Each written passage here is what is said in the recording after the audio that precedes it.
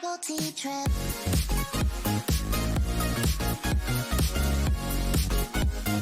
Going on a bubble tea trip.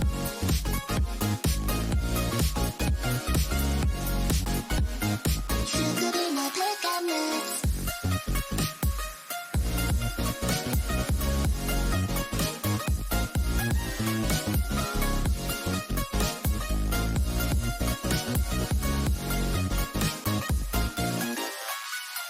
My 心の準備がないそっと君の手を握りしめていたいアイスクリームがとろけるほど My eyes, your eyes wanna be 会いたい好きなんでしょ岩のように Floating on the clouds Want the island ice flooding my head spinning round and round ミルクラテ Flavors on your lips 吸い込まれる Going on a bubble tea trip Fly away Sweet honey Can I stay with you いつまでも Fly away Sweet honey Can I stay Let my head spin round and round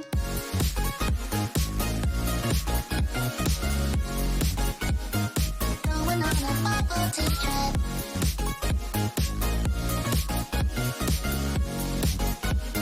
슈그리 너 백감을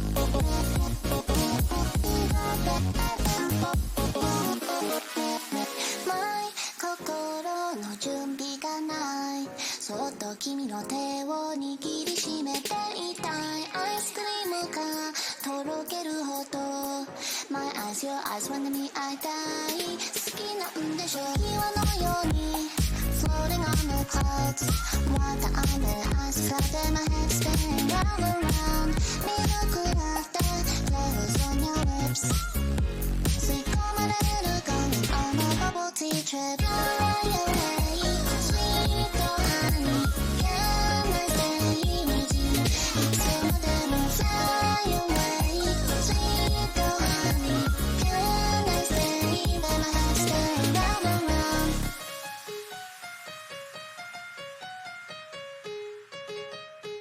Going on a bubble tea trip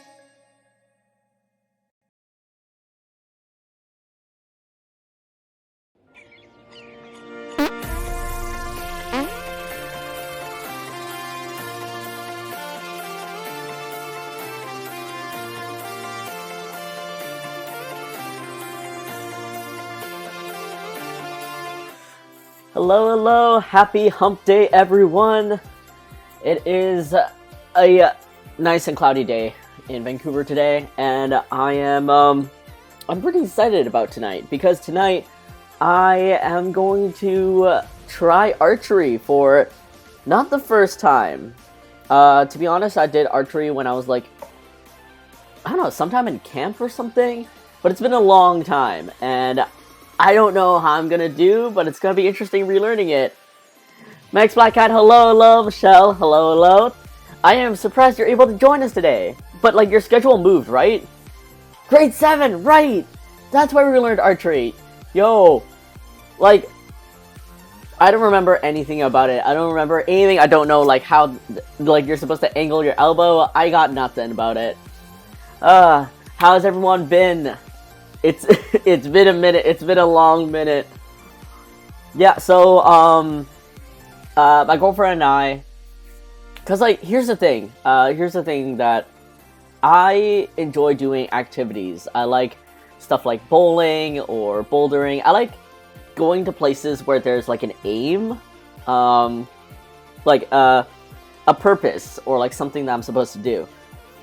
That's usually like my type of thing that I like doing, as opposed to, I don't know, just walking around meandering and stuff like that, or I don't know, eating at a restaurant or something.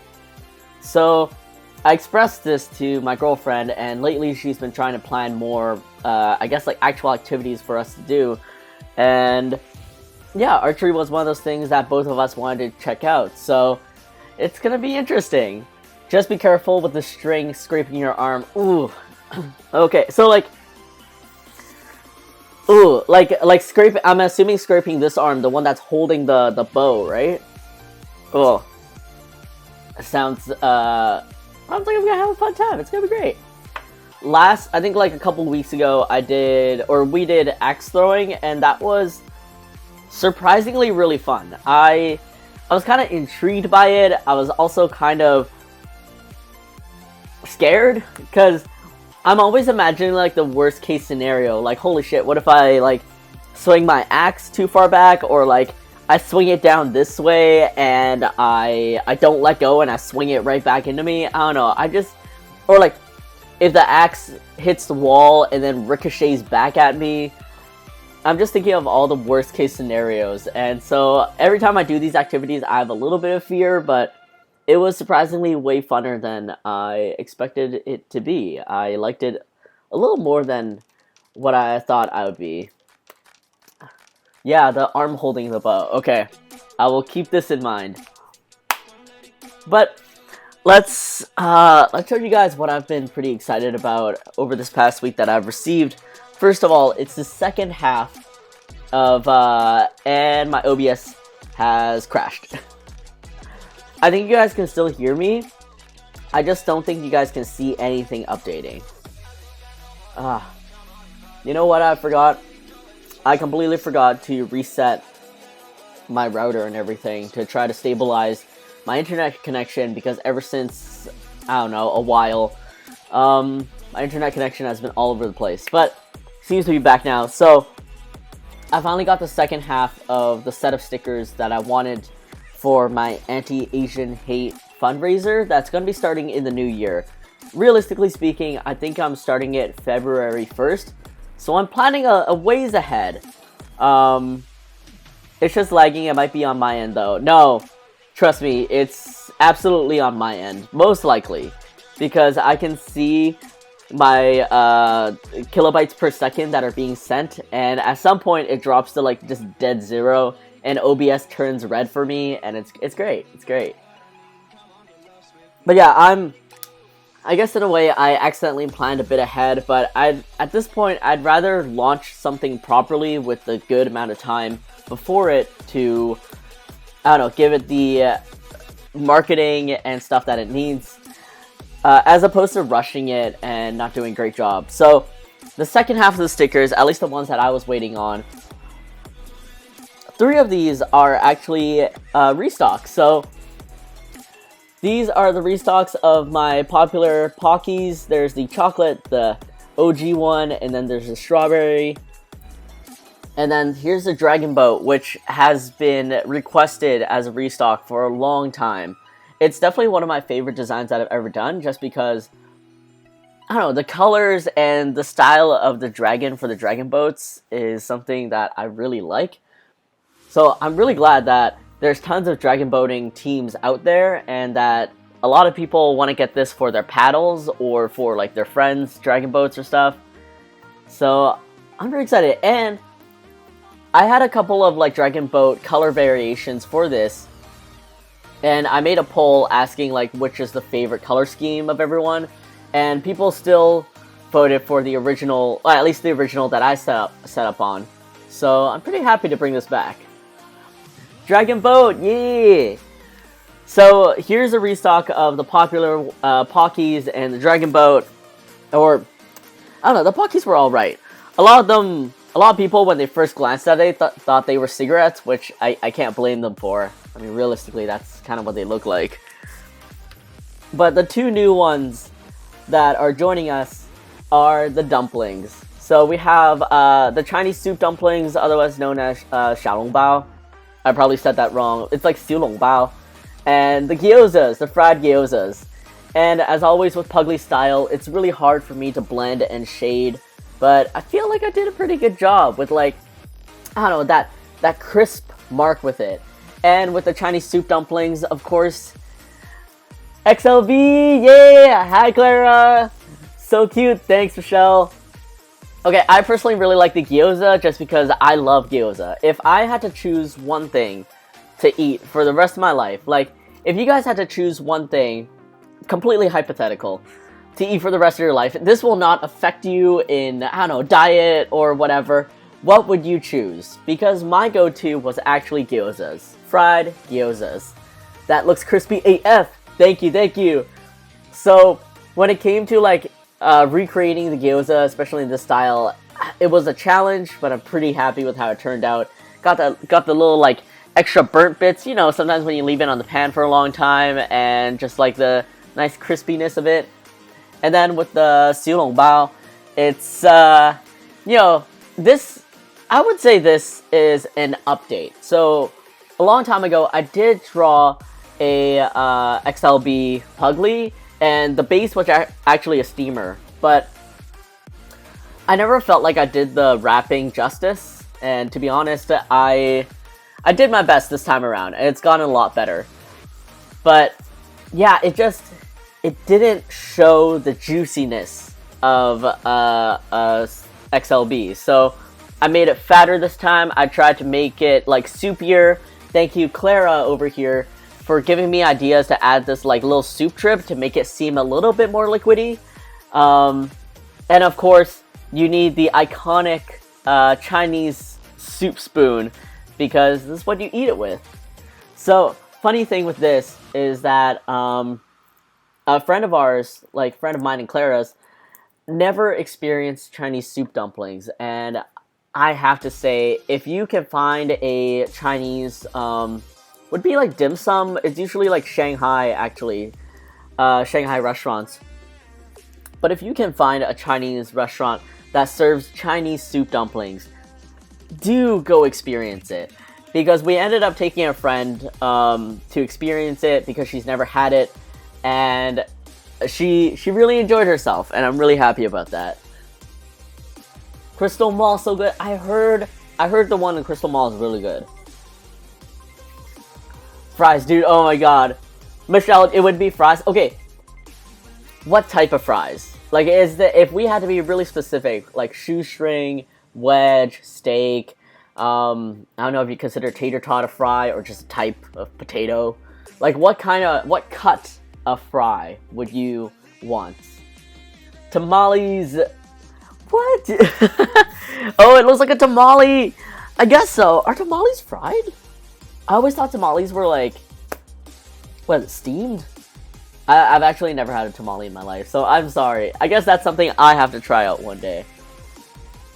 Juicy, fatty, and a dumpling. Yeah! Steak fries. Okay, by my recollection, the only place that we get steak fries here in Vancouver, at least that I've had, is Red Robin's? I think that's it. Oh! Arby's curly fries for life. Oh my god, yeah. Peggy's the same way. She loves the curly fries. If I were to choose a potato, like my favorite cut of potato, it would be tater tots. It's like I love bite-sized things, like tiny bite-sized things, and I don't know, it's the perfect amount of like, it's kind of like a hash brown, but like you just pop it in your mouth, and it's like you get that crispiness on the outside, but like the little chunks of pure potato on the inside. I love potatoes so much. Also, over the past week, some friends and I went to the East Side Culture Crawl, which here in Vancouver, the East Side Culture Crawl is basically, there are like a lot of studios actually. So there are artist studios, say like painters, sculptors, photographers, etc. And there's a part of the city where there are more like warehouses and just buildings. So some of them are actual studio spaces in which these creators rent out a tiny room or something, and that's where they do their art, because most of the time we're in apartments, and most apartments can't facilitate the amount of room people need. So the East Side Culture Crawl here in Vancouver is essentially like, there's a map of participating studios and say artists in those studios, and you literally just crawl around the city. So like you walk from studio to studio, you walk into these buildings, and you check out what people have created, and the artists, you know, hang up their paintings or get a table to display their work and whatnot. And sometimes it's just for you to view. Most of the times, people are selling their original paintings that are like real fancy big canvas paintings that go for at least $100. and I wish I had the money to support more people, but I don't. But I got to be introduced to this local artist who's from Australia called Amy Young, and I got one of my favorite mugs I've ever gotten, which is this derpy little happy face that says "See you in hell," and I just fell in love with it immediately. Did someone say Australia? Hello there! Hello! Thank you so much for joining us again, Snow Lena. Oh my god, words. But yes, there's a local artist in Vancouver who's actually hailing from Australia, and she just does these amazing, like, some of them are, okay, how should I explain this? She often shares, like, funny shitposts and memes, and sometimes you can see it in her art, which is like this mug. And this is one of my favorite mugs. I saw it and it sparked joy, and then I had to get it. Sarcastic and satirical, yes. Okay, fancy words for explaining what it is that I like, yes. So she's an amazing painter. She also does, I think,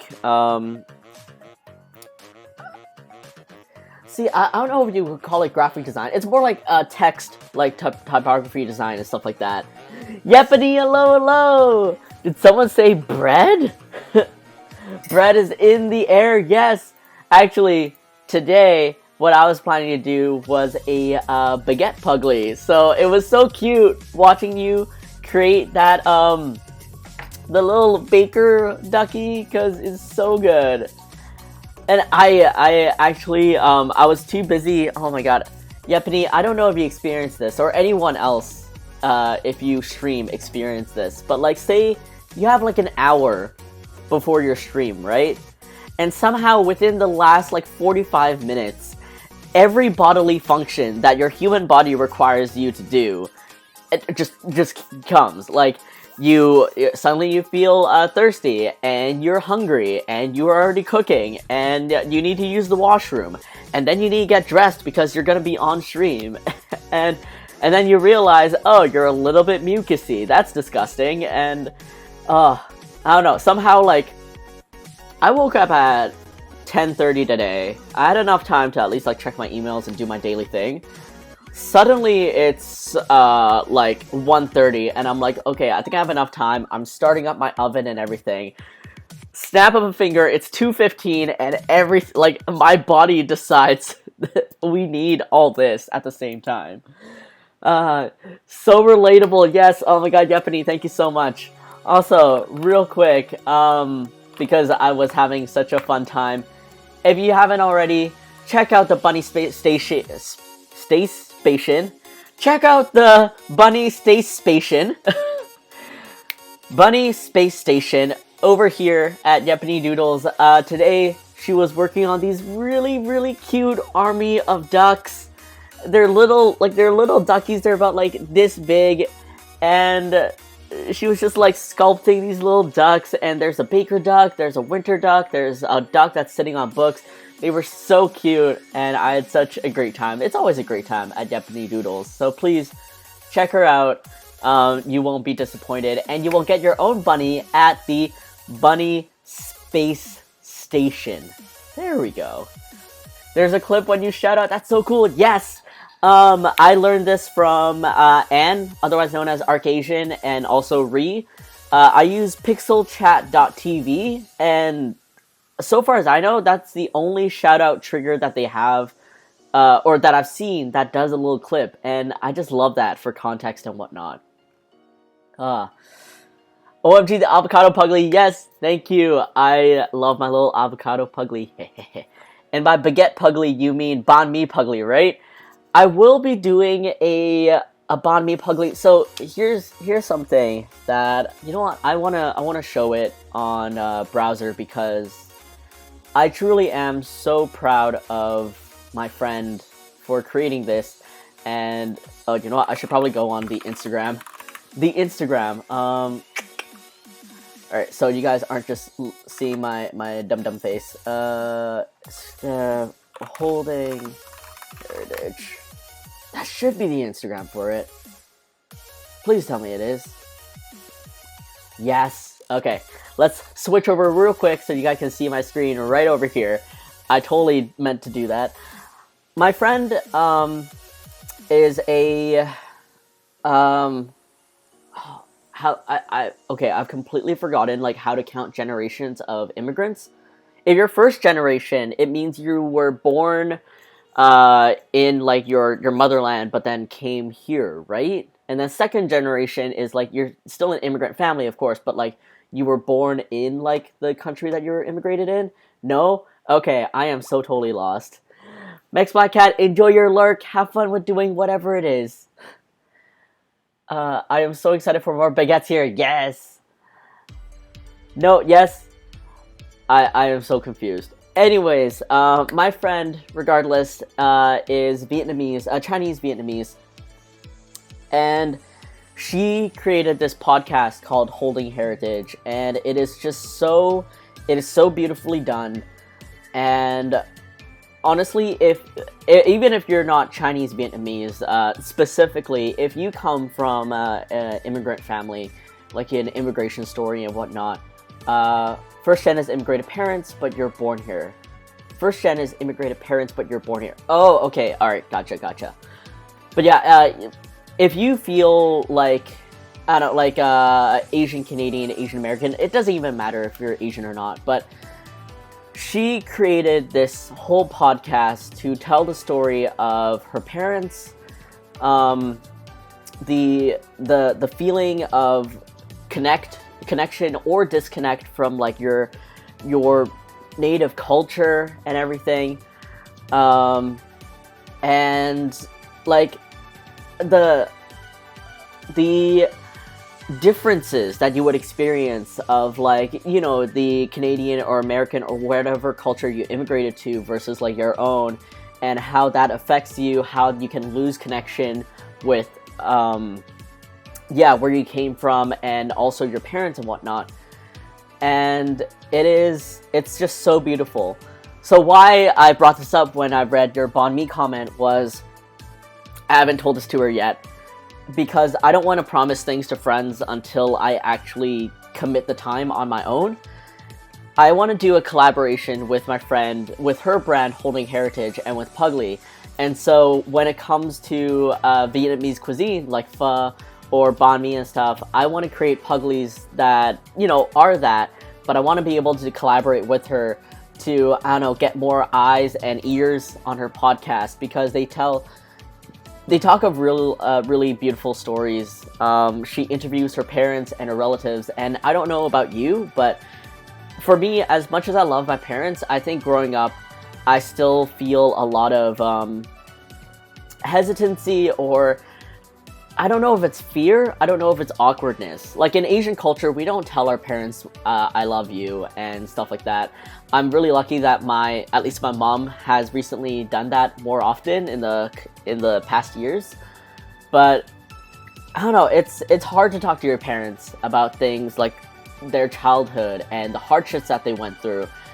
And I just find what my friend created, Holding Heritage, to be so powerful, so brave, and so beautiful to so many of us that might feel very disconnected from the need to assimilate into our new culture to fit in, versus, like losing sense of our own.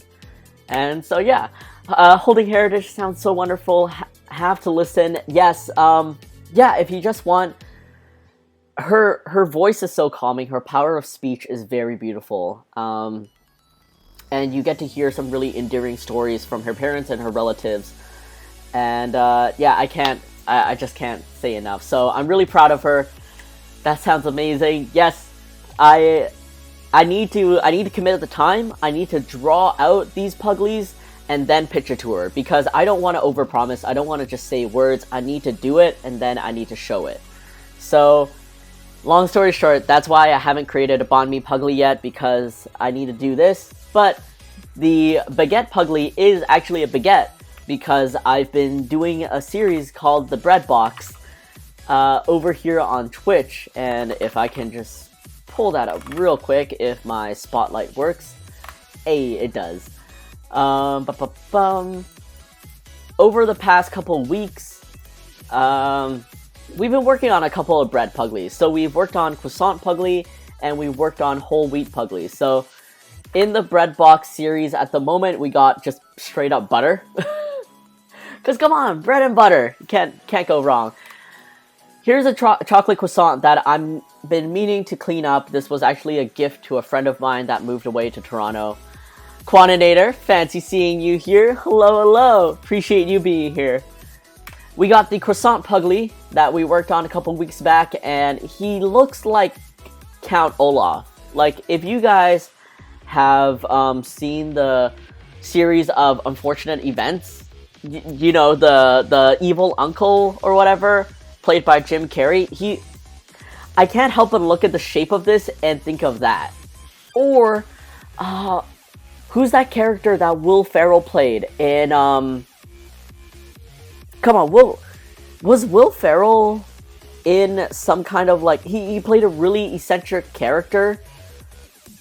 Oh my god, what is it? It was like a fashion designer or something? Oh my god, I completely forgot. I'm thinking of the Ben Stiller movie, but I don't think that's the one with Will Ferrell in it. Oh man, I don't know. If you guys know what I'm talking about, maybe. Was Will Ferrell in Zoolander? Was he like the antagonist, kind of? That's the one. Thank you. Thank you all so much. So yeah, I see this as a hairstyle, not as a croissant, and I hope most of you will see this as a croissant.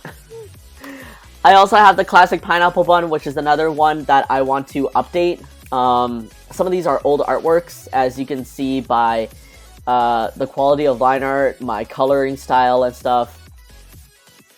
Maybe you guys don't see it, maybe it's just me. It's probably just me.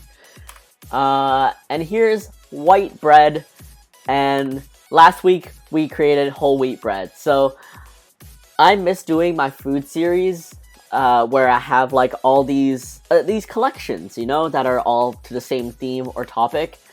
And so for Twitch, I'm dedicating to the bread box series. That way I can get something completed.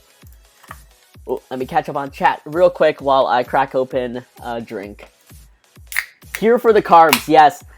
Anyone who is even just a little bit hungry, please grab a snack. It seems that my Twitch has a tendency to cause a lot of hunger, and I can't be blamed. I cannot be blamed. I ate before my stream, so I know what I do to myself.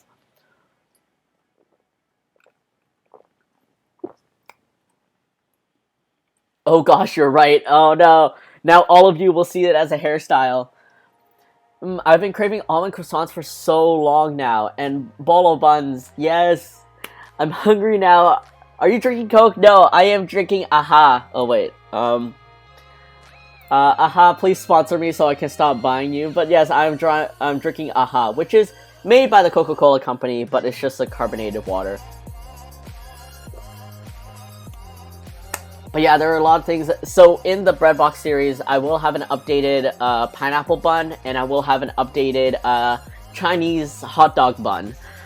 What else is... Oh, there's a couple of things I wanted to show before we get to drawing, actually.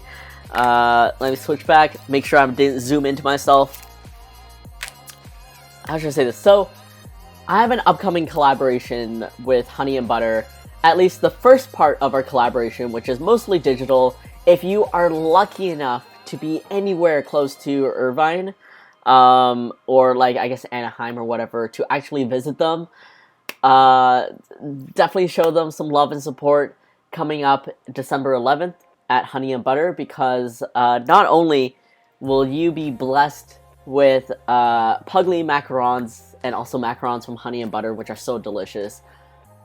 This past week, I went to get some macarons to fill that that craving, and they were good, but just not as good as Honey and Butter, and I am so sad. But to the first 50 people that show up to the store on December 11th at 10 a.m., you guys will get a little goodie bag of a random sticker and one of my random acrylic keychains, which you guys can't really see here.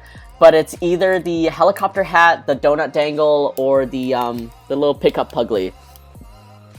So the first 50 people will get to go, and this is really silly and stupid, but like, I am so happy with how these are packaged. Not only because I'm showcasing like my stuff, but I really like doing these little stickers at the corner, especially if I'm collaborating with someone. These definitely add up to the time that it takes to, I don't know, kit my products.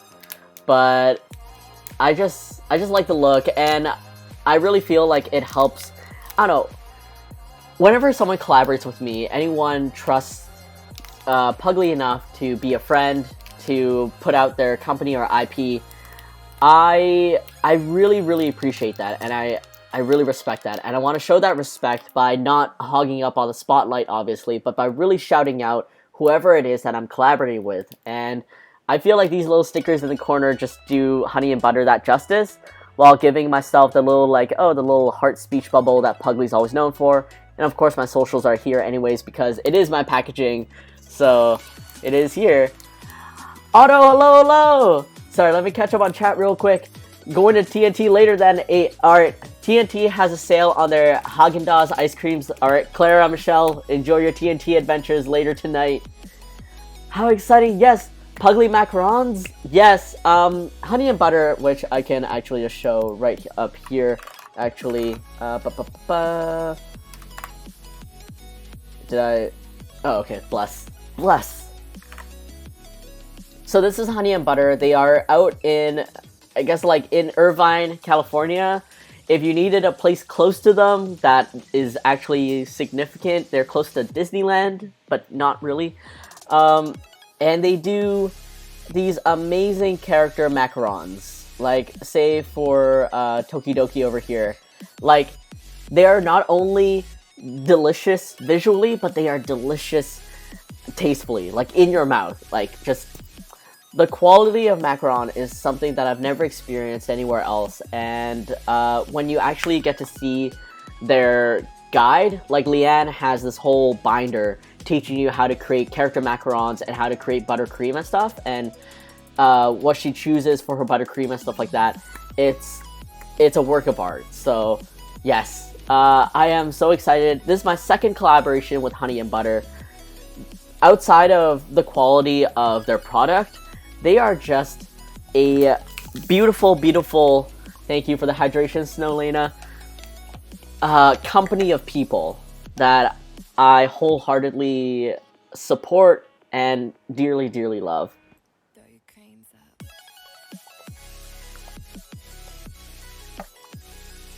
Let's see. Okay, there we go.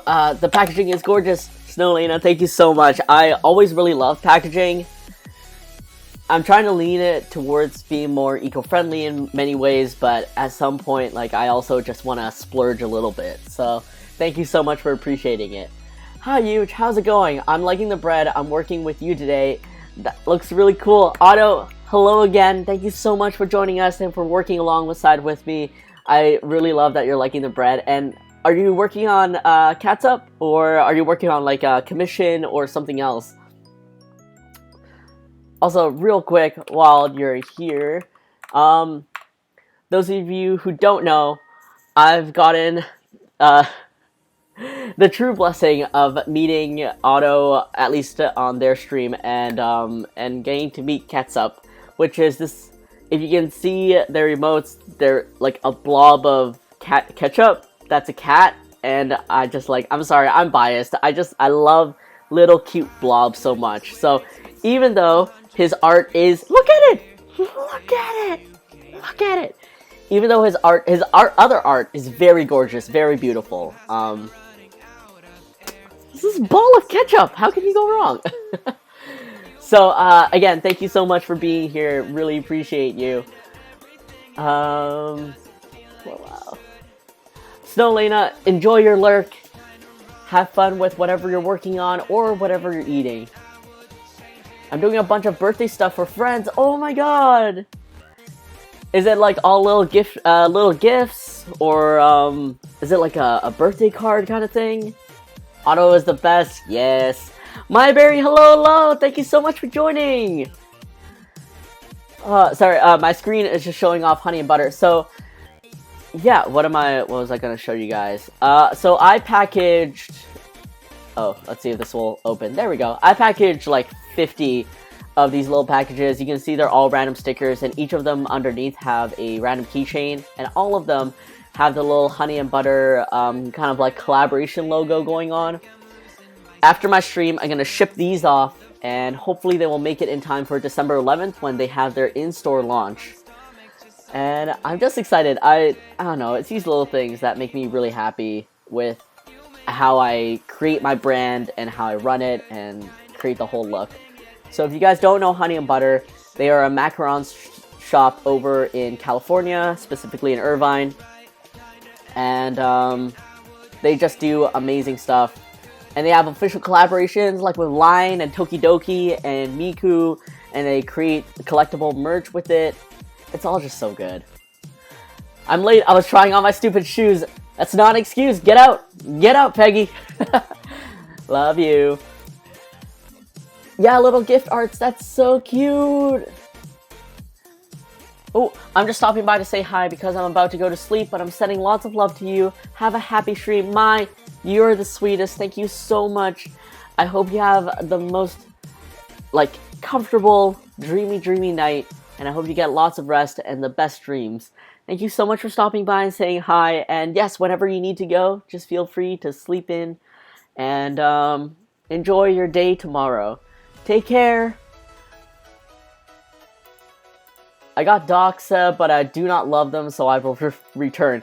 Peggy got sweet-talked into getting Docs, even though she wasn't super sold on them. They are so heavy. Aren't they supposed to be?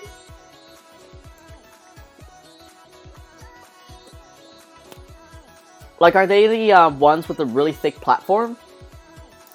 So, hold on, real quick. Let me close this, or minimize this down. Yeah, so this is Honey and Butter. I have a collaboration coming up with them coming December. I guess the first week of December, but the official launch will be December 11th. And, I'm just excited. What else can I say? I can show you guys what exactly I'm working on, at least for the first half of our launch. If this will open properly, yes it will. Okay, this one might get cut off a little bit. I'm creating a piping guide for how to make your own Puglie macarons. So, yeah, Leanne, the creator of Honey and Butter and also the baker behind it,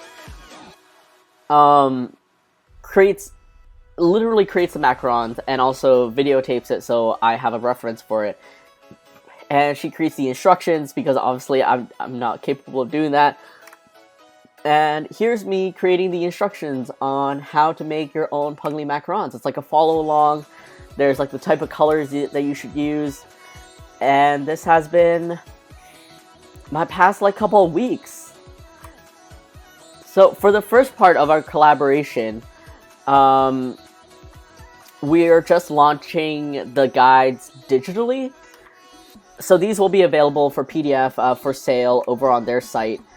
And come around June, fingers crossed the world is nice and safe and not diseased, we're gonna officially launch these physically, like as pages to add it into your, like, I guess any binder, but Leanne specifically has a binder that she created for like how to make character macarons. So these will be physical release pages. I will hopefully have a pop-up shop there, like in store, in June. We will have some exclusive merchandise, and we will have 2 new macaron designs to add on to this. So here's hoping come June 2022, things will be good. But at least for December 11th, like this coming December, we're going to digitally release these, and in store they're going to have a giveaway, some goodie bags, and some delicious macarons for everyone. So yeah. Oh, yes, they're supposed to be heavy, I think, but these platform ones are extra heavy. Yeah, they're hella heavy, and those laces, too much work. I got tired from walking around my apartment. Trade you for my steel-toe Timberlands? Please no, my poor tired leggies. Okay, Peggy gets winded going up my 3 flights of stairs, so it's gonna be a time. Oh my god, fatty on a piping bag. Yes! I'm so happy with like the little... Oh, I can show you guys. Let's see. So these are all the little random like story element Puglies that I drew that are supposed to be like spread around the guide and stuff, or like used to instruct things like, oh, make sure to pop any bubbles, pair the right backing to like your face macaron, here's a piping bag, enjoy your macaron and stuff, and just, I don't know, I created like 2 ovens because like, oh, here's a proper oven, and then here's an easy bake oven, because, you know, easy bake. I grew up never experiencing easy bake ovens. I don't know how they work, but the commercials made them look so delicious. So yeah, it's, I don't know, I just found it really cute.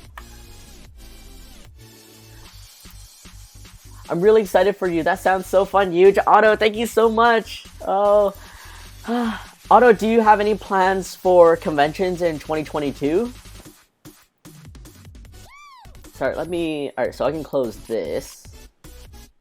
And, oh, one last thing before we get to drawing. Huge, you can't just out your wife like that. Just outing Peggy left and right.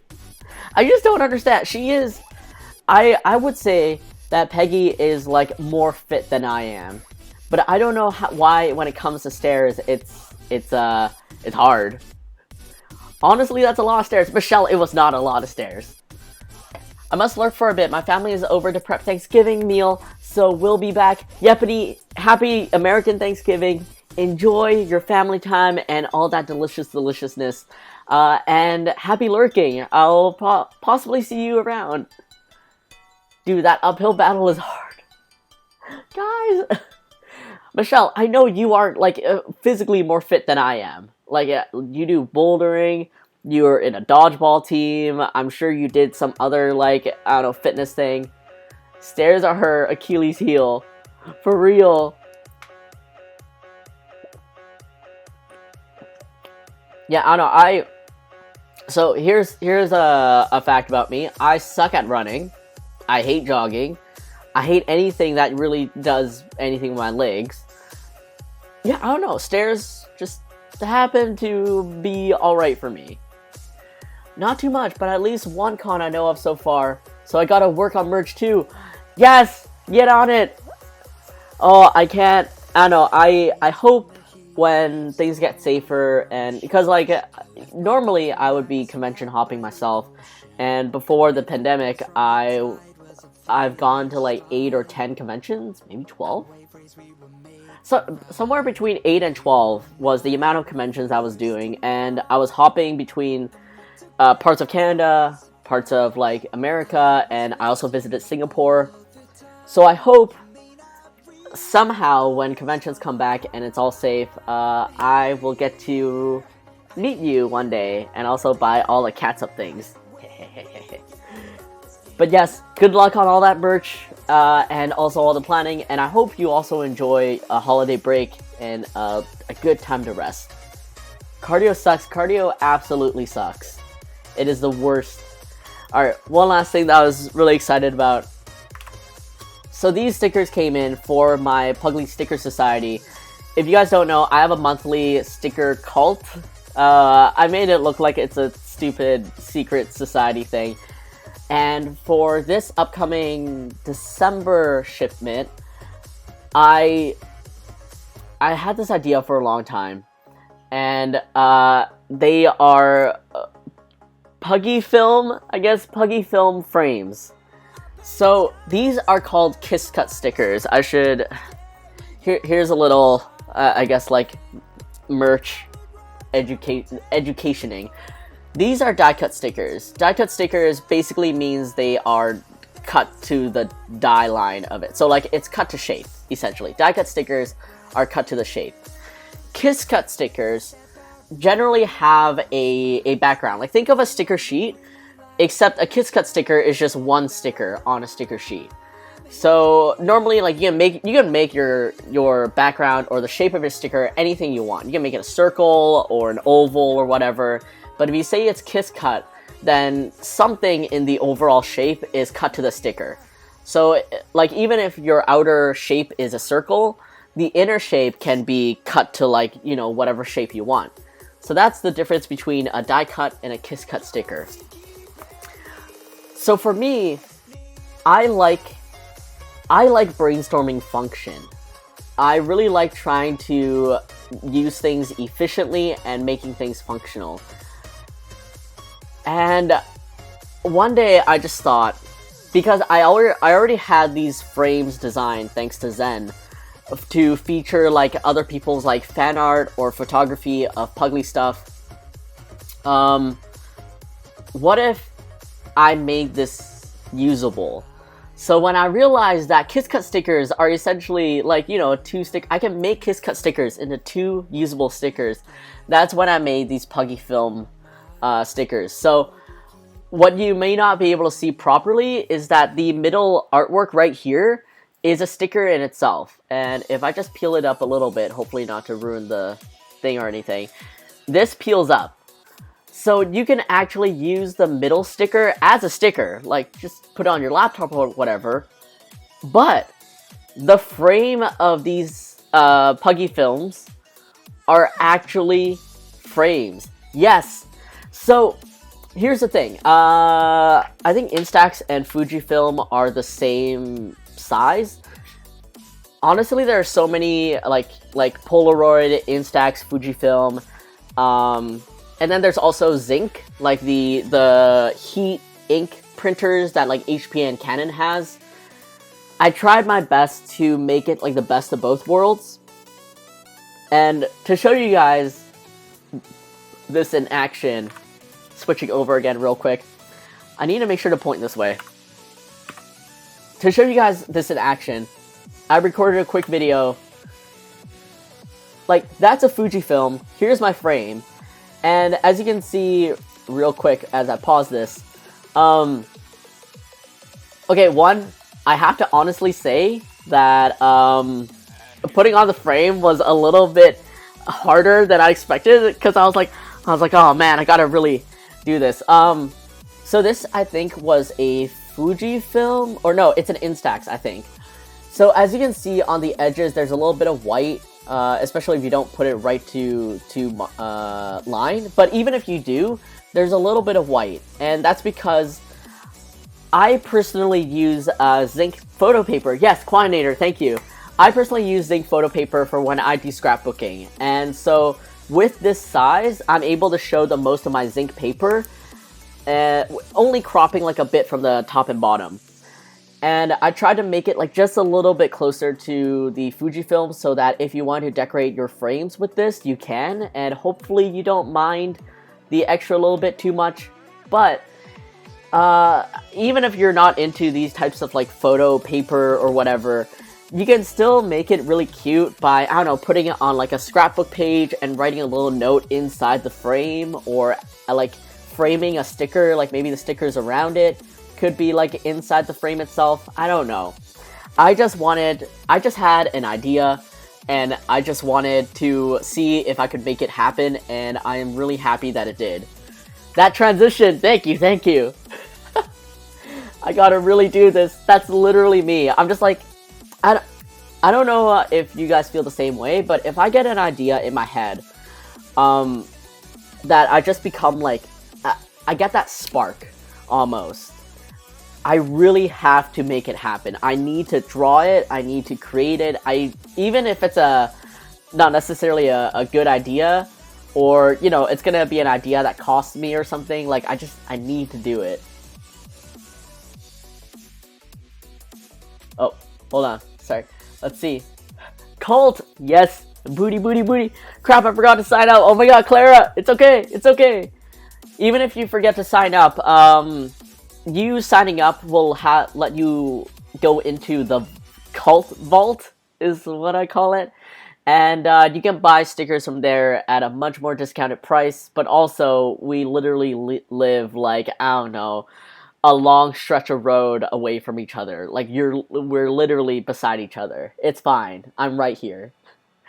Not stupid, it's so cute. Otto, thank you so much. That's really cool, Michelle, thank you. Sticker and Polaroid frames. Fuji makes Instax, yes. Oh, are they the same? Oh my god, okay. There's too many brands.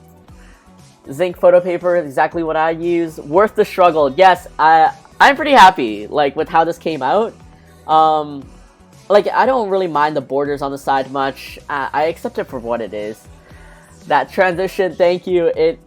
Yeah, I am so glad that I was able, like, I didn't have a tripod or anything. I was literally, like, holding it in my hand and being like, okay, that's where the sticker, like, cuts off. That's where, like, the line of my paper goes. Alright, I just gotta reposition this the moment after I put it in. So, I'm pretty happy with the transition. Let's watch that again so I can be happy about it again.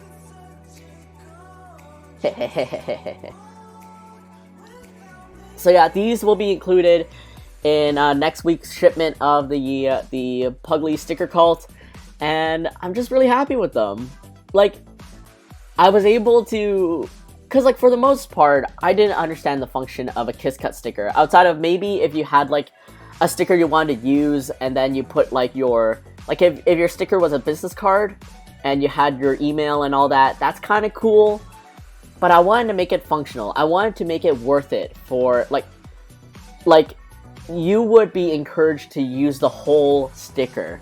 No parts left behind. And I feel really satisfied in that, like, my need to create something functional and manipulate something that usually isn't manipulated like this. And I did it. So yeah. Jeez, the effort. I gotta do it. So excited to get these, Coordinator. Thank you so much again and again. Yeah, like, I'm really happy. And yeah, I tried to I asked Zen to design the inner stickers for me, and I just wanted them to kind of be like basic logos almost, or like something, I don't know, that you would include in your scrapbooking or like in the corner of your laptop, or I don't know what people use stickers for. Have a beautiful day. So yeah, I'm happy. I'm very happy about these. And oh, I should also mention that with my Sticker Society, 1 out of the 4 stickers is an exclusive. So for this one, it's the bubble tea that's the exclusive, but the 3 others will be put in my store in the new year for collecting.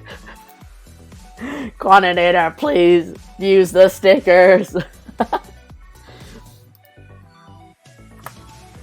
Alright, I think that's all for updates. Let's head on over into my baguettes. Let me just close this real quick and minimize this. Oh, sorry, here's another big update. Here's another big update that's gonna affect me greatly in the next week or so. I have decided to redesign Puglie just a little bit, but it's the little bit that's going to have a crescendo across all my artwork. And let's see if I can show you guys this real quick. Let me turn on the colors for this. I don't know if you guys can spot the difference, like, right now.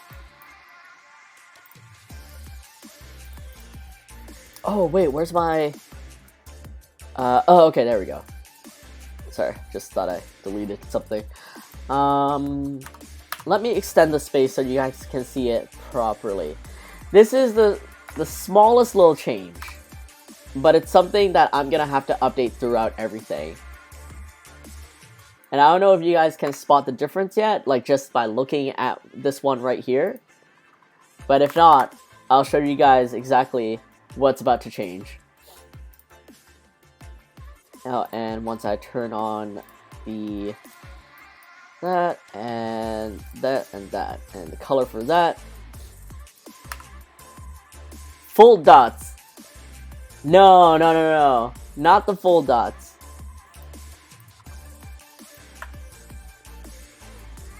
Can you guys see the difference now? If I put it, oh, he's like sniffing butt. All right, I don't know if this is TOS, but can you guys spot the difference?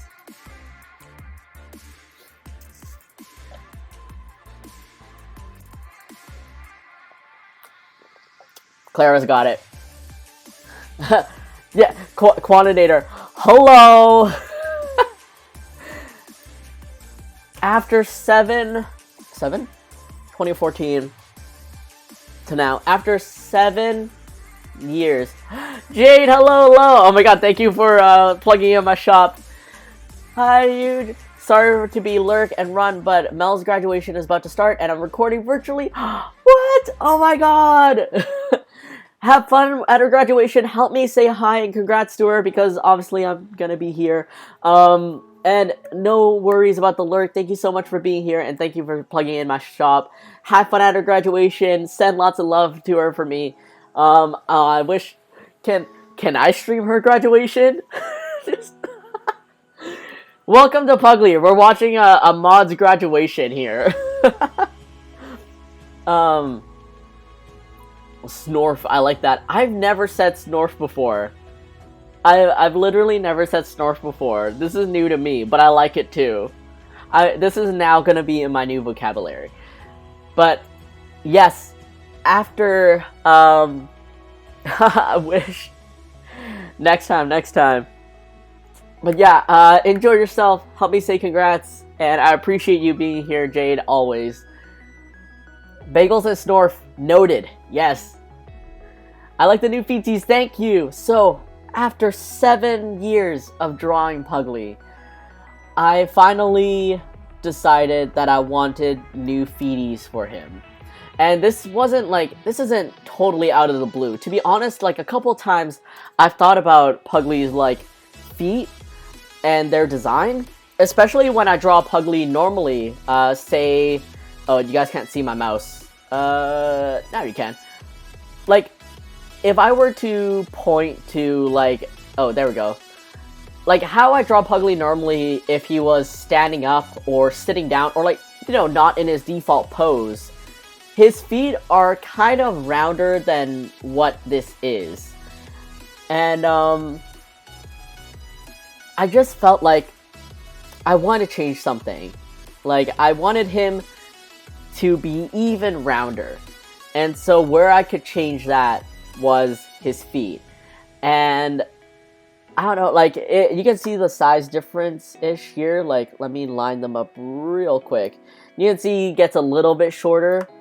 And his feet are... Snorf. And his feet are obviously, like, stumpier and stuff. Hello! Oh my god, hi!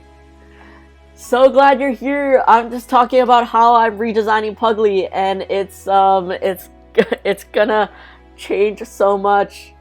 It's been a million years, it really has. At least I got to chat with you recently. Puglie redesign? So, it's not a big redesign, but it's something that I will have to update throughout all my artwork if I want to reprint or recreate them. But you can see the difference here. The little feetsies are getting stumpier. So this is the original Puglie over here on the right, and this is the new Puglie on the left, and he just has a little bit rounder and stumpier feet. Puglie's growing up. He's becoming his true chunkiness. Yes. So when I first drew this and like really designed it, like if I took this one out and I just looked at it, he looks even more bite-sized. Like something about his feet being that much rounder and just looking a little bit stumpier just made him look like he's like a tater tot that you could just like he just looks so tiny and bite-sized. Ultimate Stump Chonk, he does look bite-sized. Thank you all so much for liking the new feet. So, I just wanted this to be a bit more in line. So, what inspired this is I am in the talks with a company for creating Puglie, possibly new Puglie vinyl toys.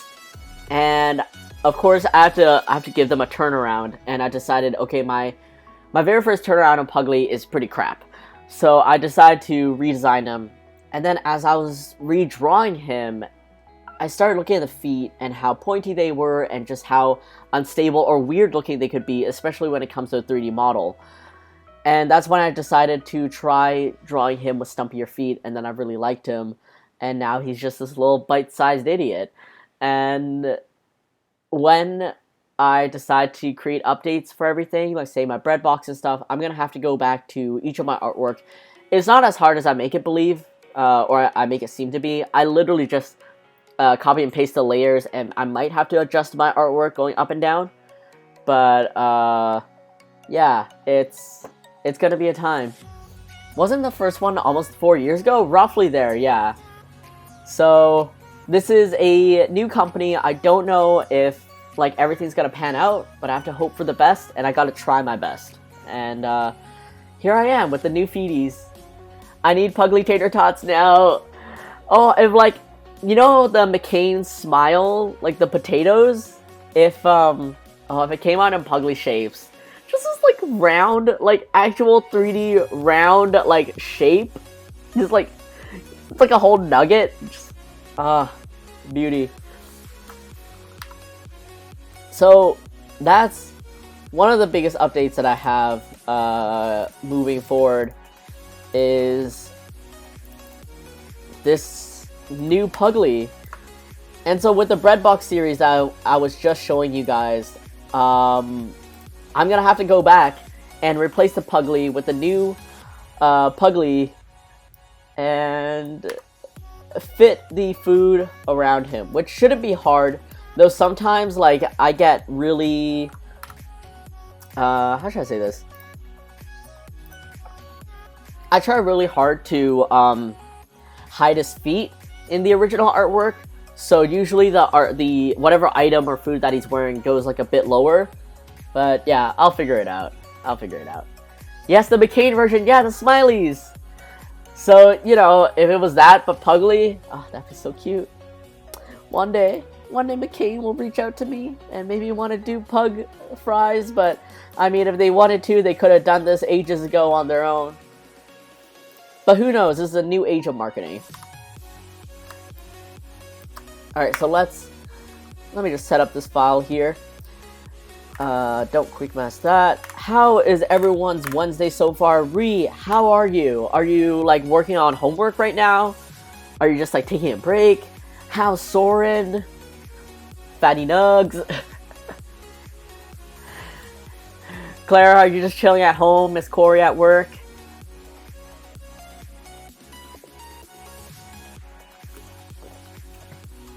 But yeah, for those of you who joined a little bit later, today we're working on Baguette Puglie. Sorry, that was a really awkward pause. I just need to like clear my nose a little bit.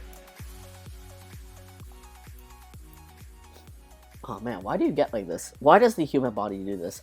Yeah, for those of you who came a little later, I am working on Baguette Puglie, and a little later tonight, like right after stream, nearly right after stream, I am going to an archery class. Like, not a full-on class, I'm not taking archery regularly, but it's like a one-off activity kind of thing that my partner and I want to try out.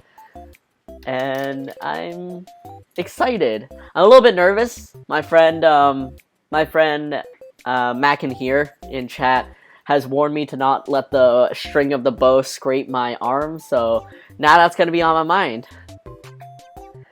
Archery, that sounds so fun. It's been a long time. Like, I did archery, also thanks to Mackin, pointing out to me that it's been, oh geez, what was grade 7? We were like 12? Channel that Hawkeye, yes. Also, Tufson, thank you so much for joining us. Oh, if I could be as cool as Hawkeye, I mean, honestly speaking though, Hawkeye's not my favorite Avenger, but if I was as cool as him in terms of archery, that'd be pretty dope. Oh, gonna lurk and ooh and ah at those baguette refs. Quantinator, thank you so much for the lurk. Enjoy your foods and or work. Let's see, I am 30, and my last archery experience was when I was 12, so that's like 8, 10, it's been 18 years since I've touched a bow and arrow. I have forgotten everything, obviously, and it's gonna be interesting to relearn, at least for a few hours, how to shoot a bow and arrow and see if I can aim. And even if I can aim, to see if the arrow will actually hit the board. God, I do remember when I did archery, like the boat, the arrow didn't even reach the board. It just went like, pew. It was so sad. I am surviving. Had a full day of class, so just finished dinner. I was thinking of working, but my arm needs a break. It's already sore. Oh no! Like overall your arm, or you mean like your wrist area? Because, I mean, regardless, please rest, enjoy yourself, maybe play some video games with your hands just like on your lap or something. Don't strain yourself, because we need this to survive, unfortunately. Yeah, Corey went to work. I was gonna go in for a shift today, but I forgot the plumber was coming, so I'm just twiddling my thumbs right now. Did your plumber give you, like, a very vague time? Like, somewhere between these 6 hours, I will arrive? My arm and my shoulder. Also, Soren is doing well. Still waiting for the work permit, though. Aw, man, it's been so long. But I'm glad Soren is still doing well, despite the work permit waiting. Ree, were you working out? Like, were you getting gains and you, like, have a sore arm and shoulder? Or, like, in class, are you learning to, like, draw with your, like, your whole arm or something? They're enjoying the cold. Aww. Between 1 p.m. and 5 p.m. Oh my god. Like, I guess it's hard for them to estimate how long something might take, like, how long a client could take. But also, those time frames, whenever I get them for any kind of, appointment or service, it kills me. Because I literally can't do anything for, 4 to 6 hours. Okay, first of all, how am I gonna draw this baguette? Like, I'm thinking it's gonna be it's gonna be horizontal. I don't really want a vertical baguette. It's gonna be round, of course. Oh my god, Kenny! Of course! Batai, hello! Yes, they're enjoying the cold. I wish I need to work out. I had life drawing for 3 hours, and then after that, 2 hours of animation stop motion. Oh my god, Ree. No wonder your arm is dead. Also, hello, Raiders. Thank you so much. Batai, hello. Just sending the booty parade and the wave to everyone.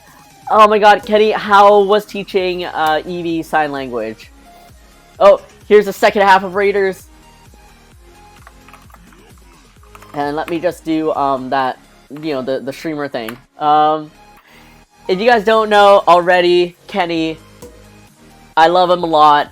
He is an amazing Twitch streamer, creator. He does a lot of robots and AI. And today, he was teaching his AI how to recognize sign language. And that was so cool. And also, you guys called the cops on accident. Again. Wait, what? What?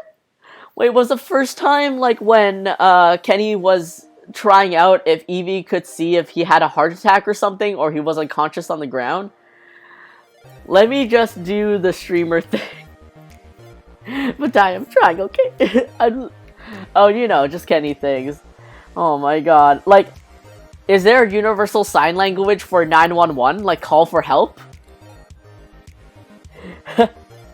It's literally Kenny teaching Eevee to say I love you to him, and then she just calls the cops. He signed help, and that went as expected. Oh my god. For those of you who may be new here, my name's Huge. It's like Eugene, but shorter, or Huge without the H, kind of. I create Puglie. This is Puglie. He's this little fat idiot that I have around my screen over here. I created him because I really want a pug one day, but I don't have one at the moment, and maybe for the foreseeable future, not anytime soon. So I created Puglie to fill the void in my heart. And now he's like my full-time job, and I spend more time on him than I think I would a real pug. So there's that.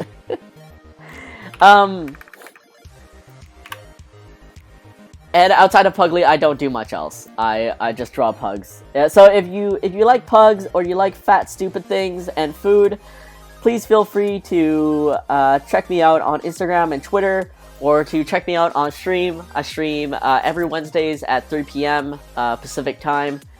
And if you do stay to stream, grab a snack, because my Twitch stream is notoriously known to make people hungry.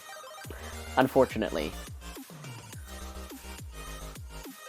That's all I wanted. We want to see that email, Kenny.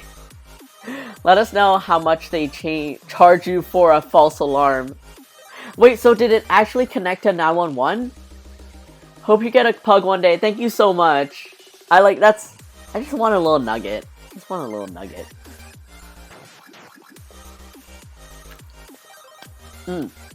And today we are creating a little baguette Puglie, and I'm literally just starting to see how to fit Puglie into a baguette.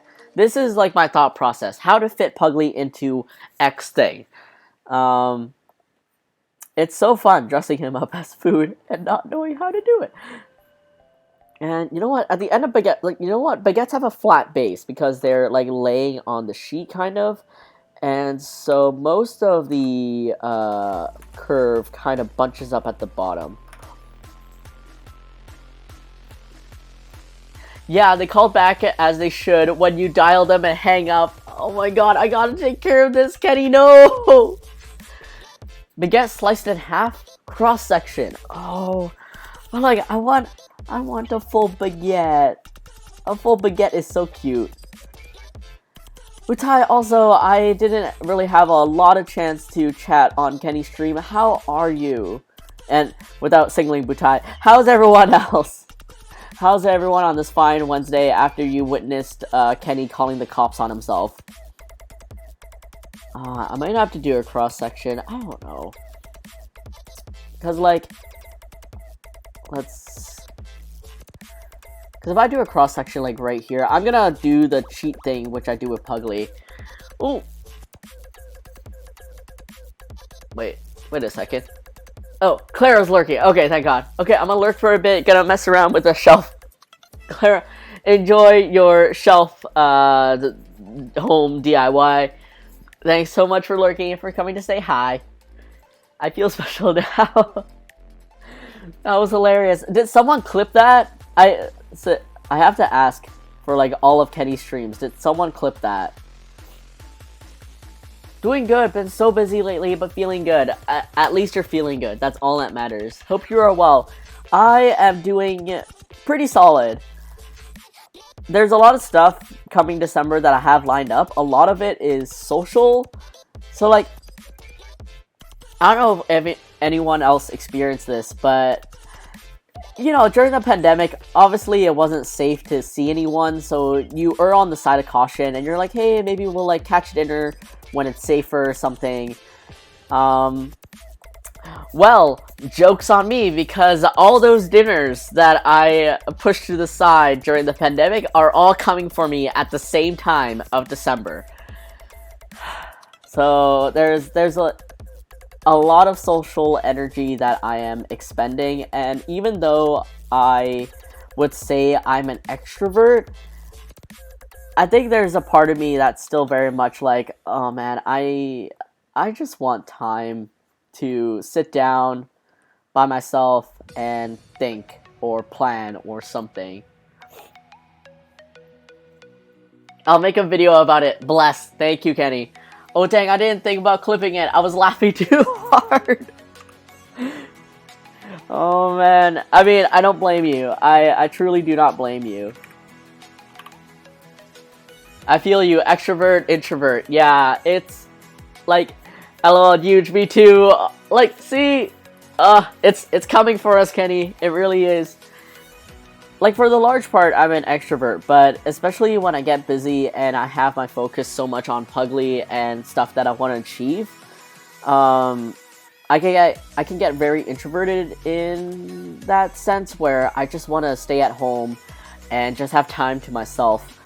Especially because on my day-to-day, I have to be interacting with people in some form or manner. Like, On Tuesdays, I have a speech class. I mean, just like everyone, I check emails every single day. I have messages with my team to like make sure I'm like communicating and setting everyone up to succeed and stuff like that. And then of course I have like, you know, my daily chat with friends, which is good and all, but at some point it's like you need to find that time to unplug, and I haven't really found that time yet. I'm still feeling like I want this baguette to be a full thing. So I'm not really feeling the cross section. Let me see how this does if I just kind of repeat the other end.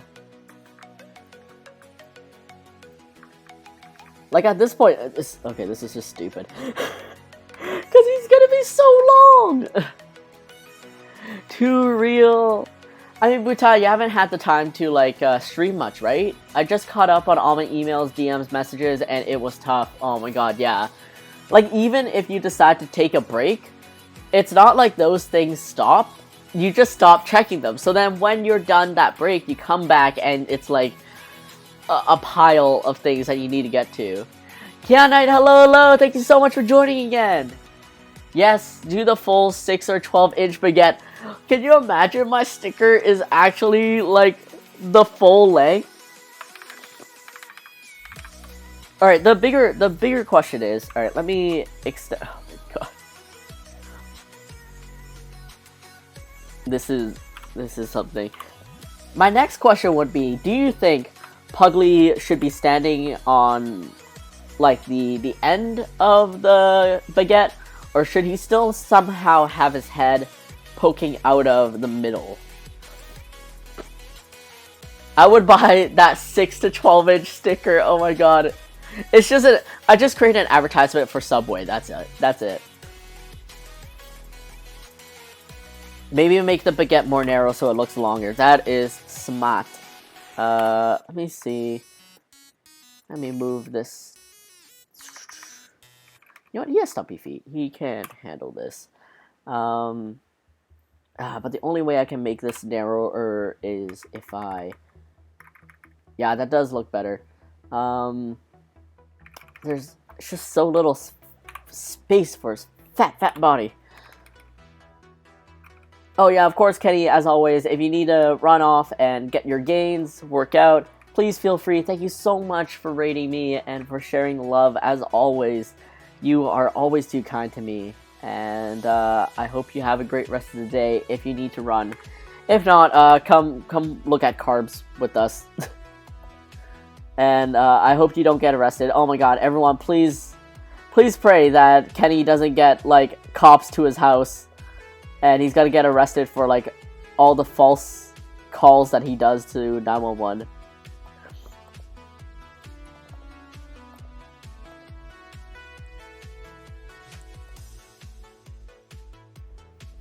Have an amazing stream. I gotta write a report for the police. Wait, what do you mean? Why do you need to write a report for the police? Like, just to say truthfully that you're not in any danger and this was like a mistake because you're creating robots? Or what if you had his head poking out of the front and his tail sticking out halfway through? What if you had his head poking out of the front and his tail sticking halfway through? Huh. That might be a bit hard just because, like, so his head is, well, you guys can see here, and his tail, like, can't really poke out at that spot. What did I miss? Oh, he needs to stop tying himself to chairs. Kenny just came from his stream where he accidentally called the police on himself again. So there's that. We are all rooting for Kenny for the best. No, even if I tilt it, it's not working. This is a pretty good shape, though. If I were to make a cartoon baguette, this is a pretty good shape and or length. There's no way the tail would pop up, though, or pop out. But let's see how this does. Because if this was, like, if we were to imagine the baguette being 3D, this would be kind of where the end is. And let me color this in, or let me fill out this. So this is where it'll start showing the curves. Yeah, I've got a small folder there for me. Oh my god, Kenny! The Knievel files. Oh my god, watch. Like, there are so many true crime documentaries on Netflix. Watch Kenny have one day his own limited series on Netflix. And it's like a bunch of interviews with, like, Calgary police and local cops and stuff.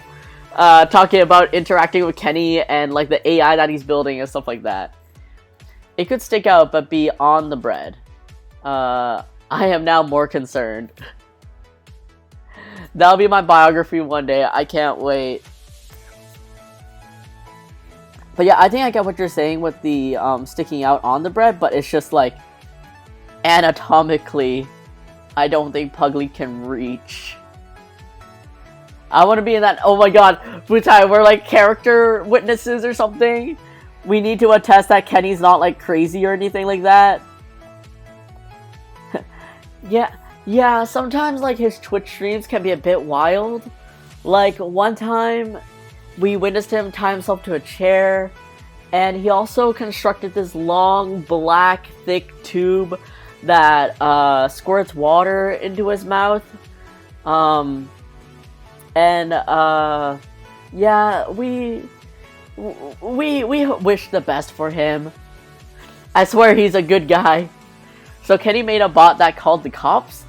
Kenny taught his robot sign language, or yeah, some sign language, and then for when he signed help, it's supposed to call the cops, and it worked because it called the cops.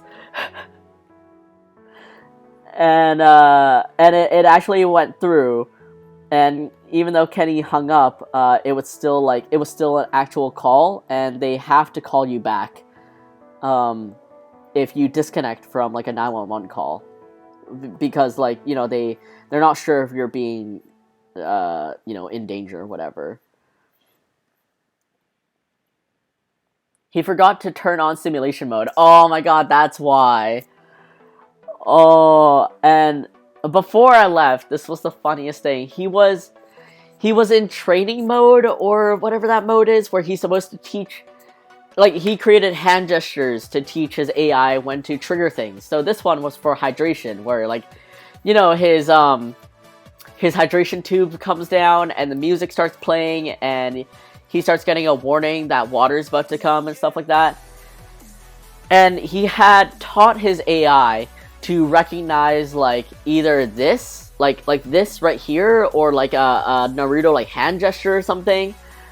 But he didn't program it exactly the way it's supposed to recognize.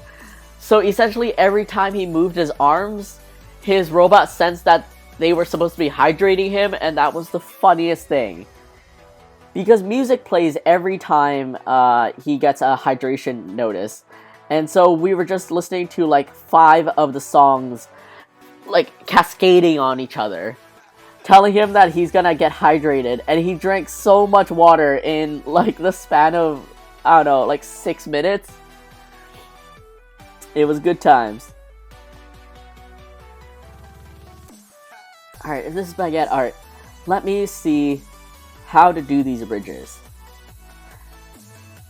I think I'm liking, like, if I were to do this, so like they are kind of like almond shaped. The slightly deeper cut in the middle. This one's like kind of fancy in that, like, they kind of curve.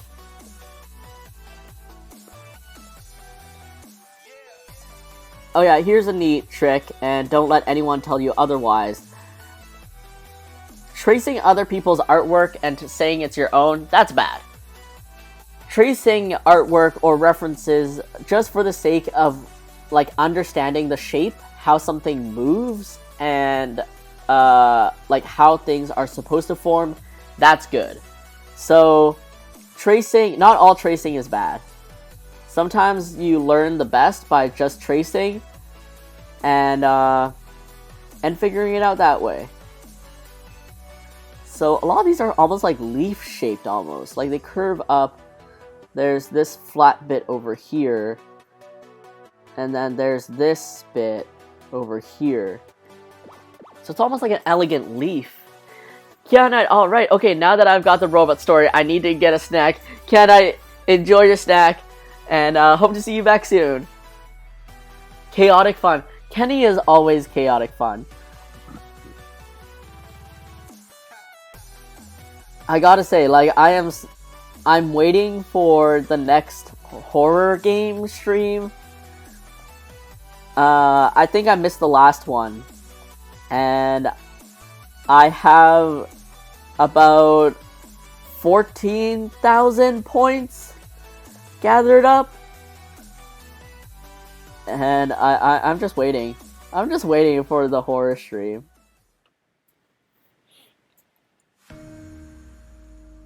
Alright, now that I think I got this part figured out, let's give it a shot. So, it's kind of almond shaped.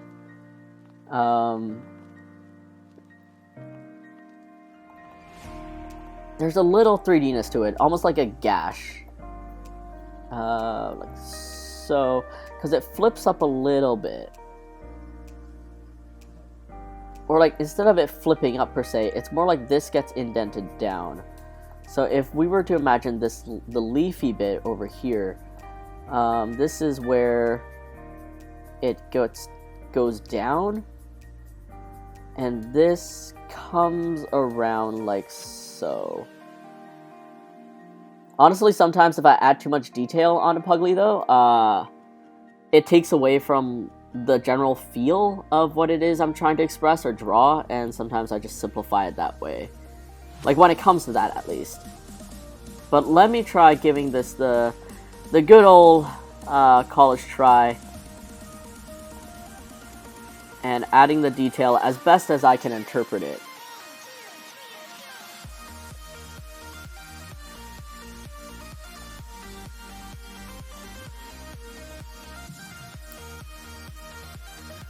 Soren, oh my god! I'm a huge fan of yours. Soren, goddammit. I've missed you. How have you been?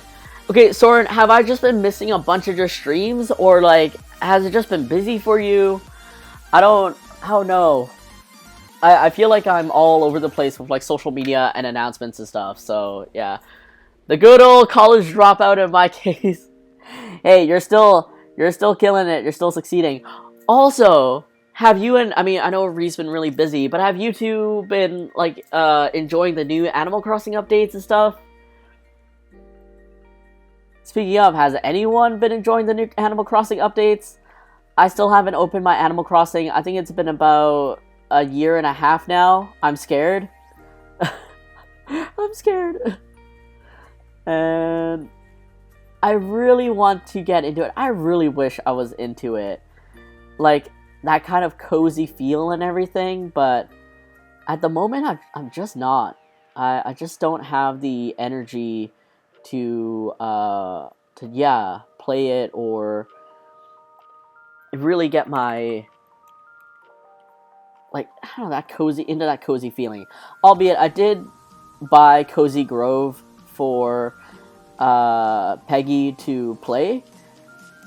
And for those of you who don't know, Cozy Grove it's exactly as it sounds. The artwork is very beautiful.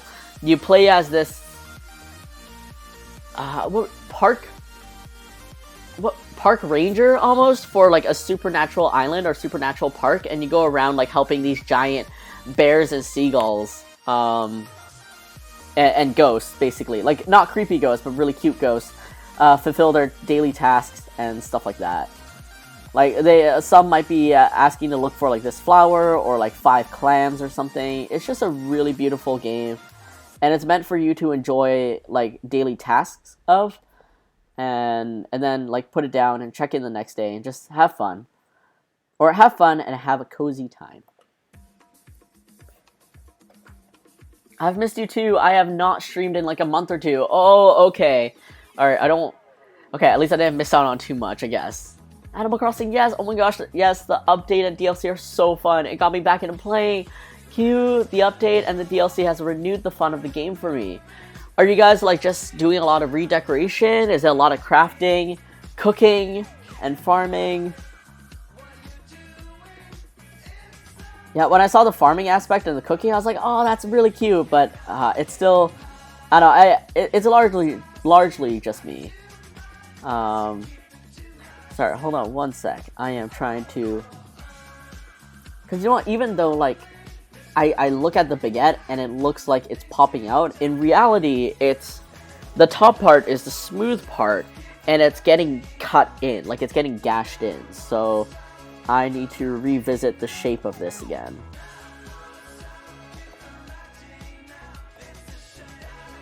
Oh man, this song is so groovy.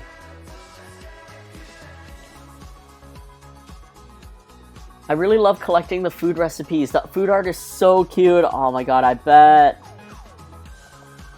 And holy, like, I started seeing on Twitter some people's, oh, I know what I'm doing.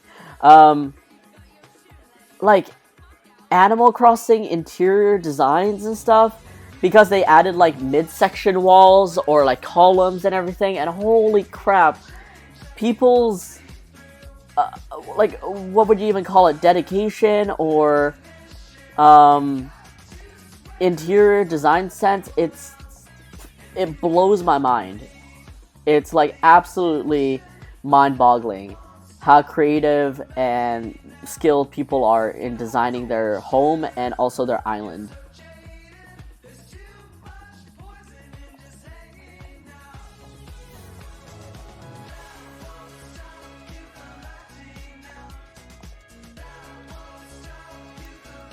Oh my god, yeah, people are so creative. Some of those designs go hard. I know, right? Like, I think there's a whole YouTube channel based on this girl teaching you step by step how to decorate your island or create, like, a medieval European bridge or something with, like, a river running and everything. It's so wild.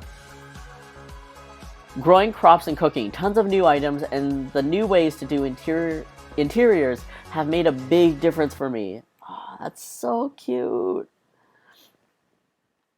Have you guys done that thing where you specifically create a new character profile on your Switch just so you can have like a new house, like a whole new house on your island?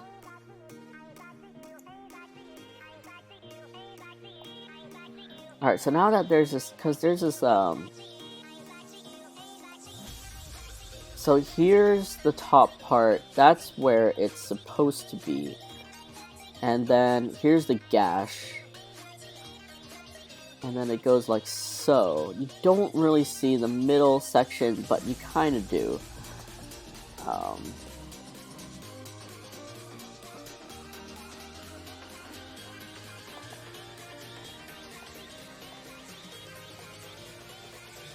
So if I do this at least, and just curve it down a little bit, so it shows that gash, but not too much. Add a little something something. When I add a little something something, to be honest, I'm just depending on our brains to fill in the details.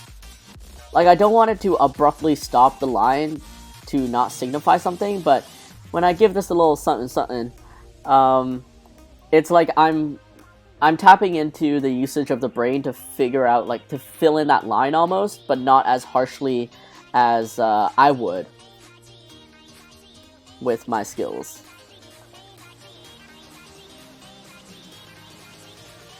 I've never done that, but a lot of my friends have done that. So much work. Like, growing the crops and like doing all that Animal Crossing stuff. I've debated doing that specifically to leave it as a tent. Oh, sorry, with the house. I've debated doing that specifically to leave it as a tent for the aesthetic. Almost like giving yourself a second campsite to decorate with. That's so cute. Yeah, because, like, for the most part, you only have the campsite for when someone might move in. But you don't get Yeah, it's a pretty lonely campsite, I guess. Because all you have is that one. I've been trying to not hype myself up per se, but like calm myself down into getting back into Animal Crossing, because a lot of times it really is just like I see people's amazing islands and how they've decorated things and whatnot, and then I'm like, oh yeah, I wanna do that. I wanna create something as beautiful as that, and then I get frozen in indecision and worry and like making an ugly town or something, and then it ruins the whole game for me, and that's totally my own fault. Alright, let me try just making these a little bit larger so they have a bigger impact.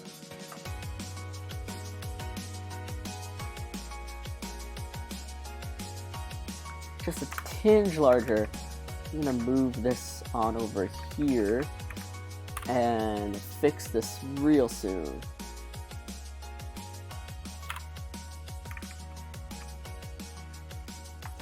And make sure it curves a little bit so it matches the curvature of the French bread just a little bit.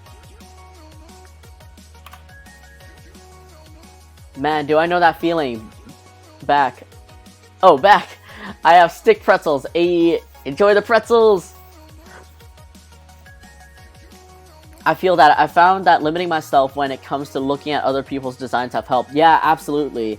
I've also, I don't know where I read this, or maybe it's my friend Jade who mentioned it, but like everyone plays Animal Crossing for a different reason in a way, or like in these kind of large scale games when you have the freedom to do a lot of things, you do have the freedom to not do a lot of things. So, you know, if you're not interested in interior design, you don't have to do interior design.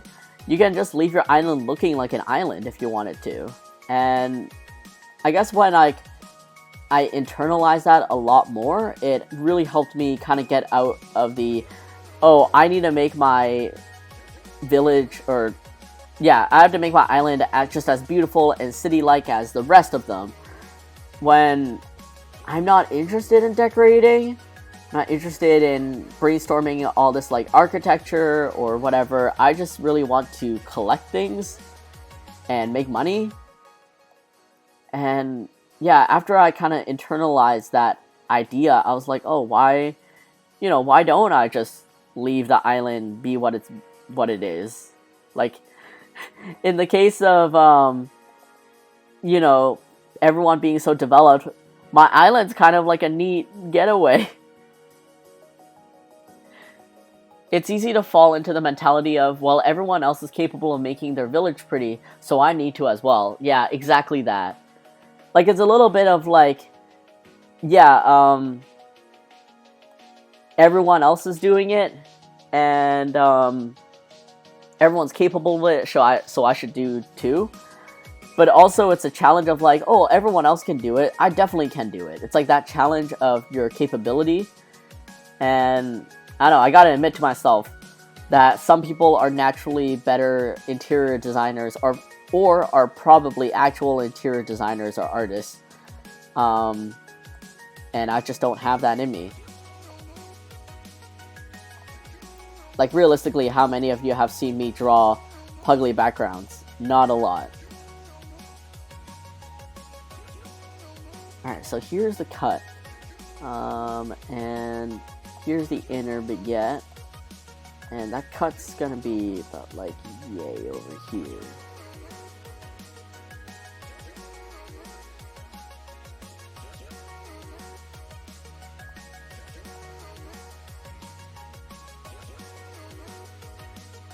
Oh man, when they created the baguette, did they imagine this to be so hard to draw?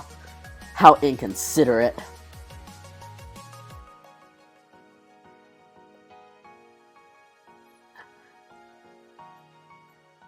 When God created the horse, did he know how hard it was to draw?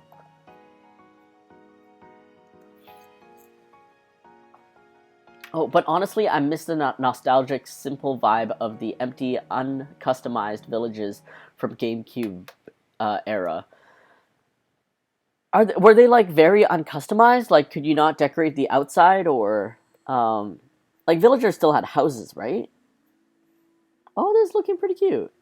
I want to try to fit a third um, indent, just because like three's always a really good way to go about it.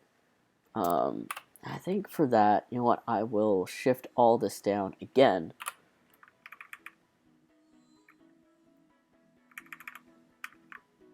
And you know what? That could be where it cuts.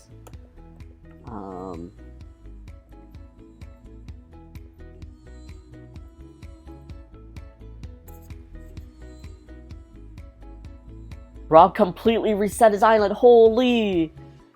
Like, it doesn't reset like from the very beginning, or does it just clear out everything? Honestly, seeing some of the ridiculous builds some people online ends up being discouraging rather than motivating at a certain point. Yeah, absolutely.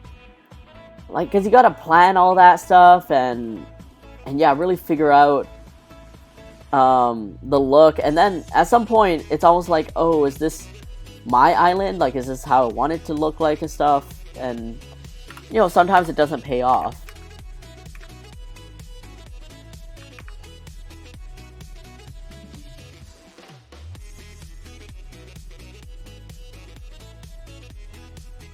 Alright.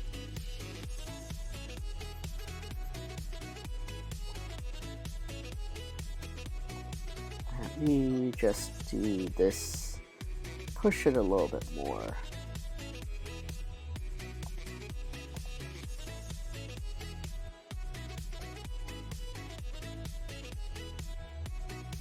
And this part doesn't need to curve down as much anymore because it's not down at that curve, so I can just peel this up a little bit, just a tinge, make it a little bit tighter, a little bit closer,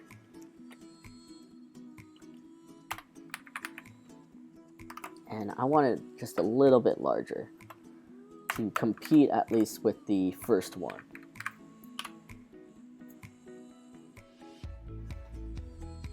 You couldn't put furniture outside. There were no bushes, no customizable bridges. It was what it was. I guess like that's classic games, you know. There's so many limitations, and yeah, I guess there is a beauty to that, you know, like the simplicity, and all you had to do was interact with your villagers and collect like fish and bugs. I'm enjoying the bonus happy home thing. Nope, he restarted from scratch. Holy, oh my god, Rob, that is so much dedication. But oh, I'm glad you're enjoying the happy home. Like, when people post their happy home designs, it's so cute, but I again personally fall into the issue of like, I'm not an interior designer. I don't think I want to be, and it's tough.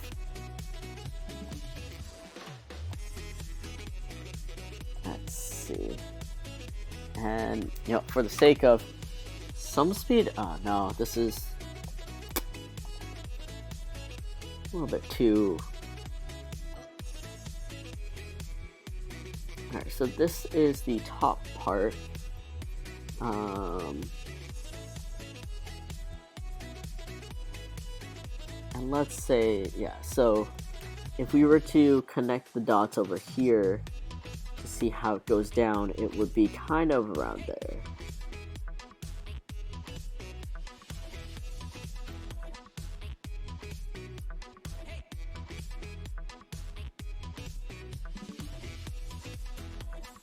It's so nice to see a bit of,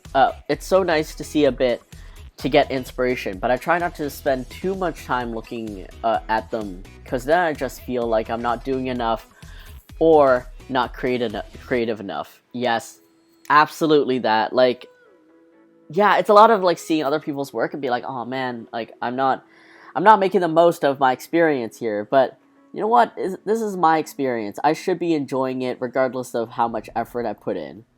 Like, so long as I'm having fun, that should be what it is all about. A little something, something. Clean this up over here. These gashes are really deep, so I might raise them a little bit. Because I don't know, I don't exactly think the baker just, like, fucking goes in there with a stab. Puglie baguette is so cute. Yay, thank you. When I see those kinds of builds on Twitter, I just go, oh my god, cool, and go back to my normal potato-looking island. Relatable, absolutely relatable. Another big part is like just collecting those, the parts or that like furniture or scenery. I mean, if you're really driven to treasure hunt and like look for exactly what you need, I can see how that can be, part of the fun, but nah. I like having the prompts given from the villagers. It definitely makes me design the items, and I wouldn't. Oh, that you wouldn't really use. Okay. Oh, design with items. Sorry, I can't read. It definitely makes me design with items I wouldn't usually use. That's true. Alright, let me raise this up a little bit.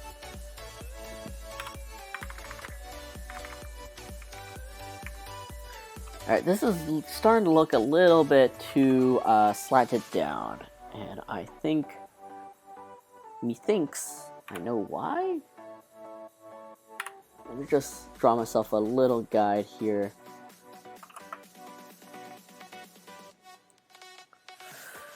Alright, let's get back in there.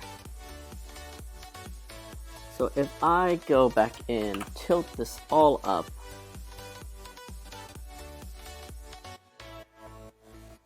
Make sure the cut isn't that deep and dramatic, because it's not. And yeah.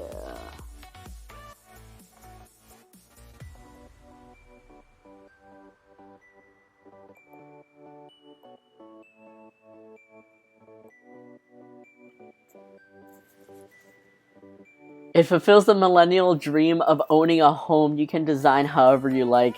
Oh, this is too real. We were meant to escape in the game, but the reality has followed us in. I built a retro Japanese convenience store for one client, and it was really cool. Wait. Oh, you mean in the happy home? I thought you meant like in real life, and I was like, wait, what? I was like, is this a figurine? Is this like something else I don't know of? You have like a construction or architectural firm on the side that I don't know of.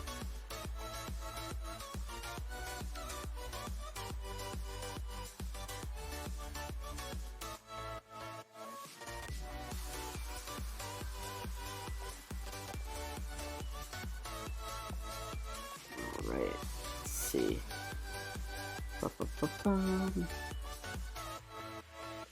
Make this a bit more curved. Delete this.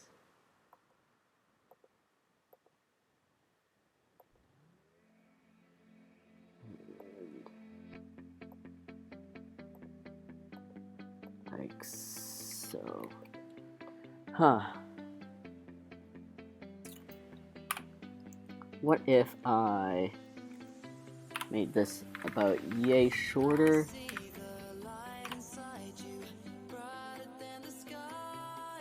Clara the contractor, can you imagine? I can. Of course I can.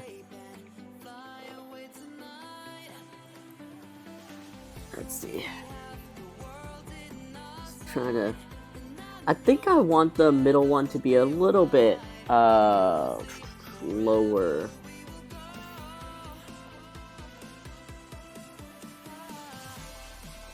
Do I? Do I want it? Oh my god.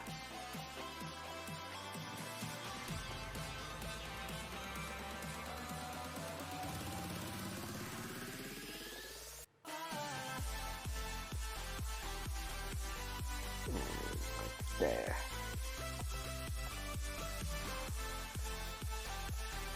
Oh yeah, did anyone pick up anything good for Black Friday shopping? I find it so hard to me, not to shop per se, but like, I don't really have a whole lot that I want. I don't know, I just really don't think about things that I want materially, and I'm apparently very hard to shop for when it comes to my birthday or Christmas. like, yeah, I'll see stuff throughout the year that like I may like, and I don't know. By that time, I just buy it myself because you never really know when something discontinues. So this is one of my biggest. This is one of the biggest complaints I get about me from my girlfriend, which is I'm very difficult to shop for. Which, I mean, yes, but also just like if something gets released in February, right? Mind you, my birthday is in December, so obviously, like, yeah, this makes it a bit harder. Like if my birthday is in February, I'm not gonna wait until like my birthday or Christmas to expect to get it. I'm gonna assume it's gonna get sold out or discontinued or something. So it doesn't make sense. I am the same way. I always just buy the thing immediately, right, Soren? It just makes more sense. Cause like I don't know, it's what if it gets sold out? What if it doesn't come in my size anymore? What if the company just doesn't make it anymore? I can't. And also, what if you decide to surprise me and you end up not getting me the thing, that thing, you get me another thing. It's like, I still wanted that thing, though. Alright, now I'm just creating guides for myself, except all my things are pretty close together. Okay, there we go.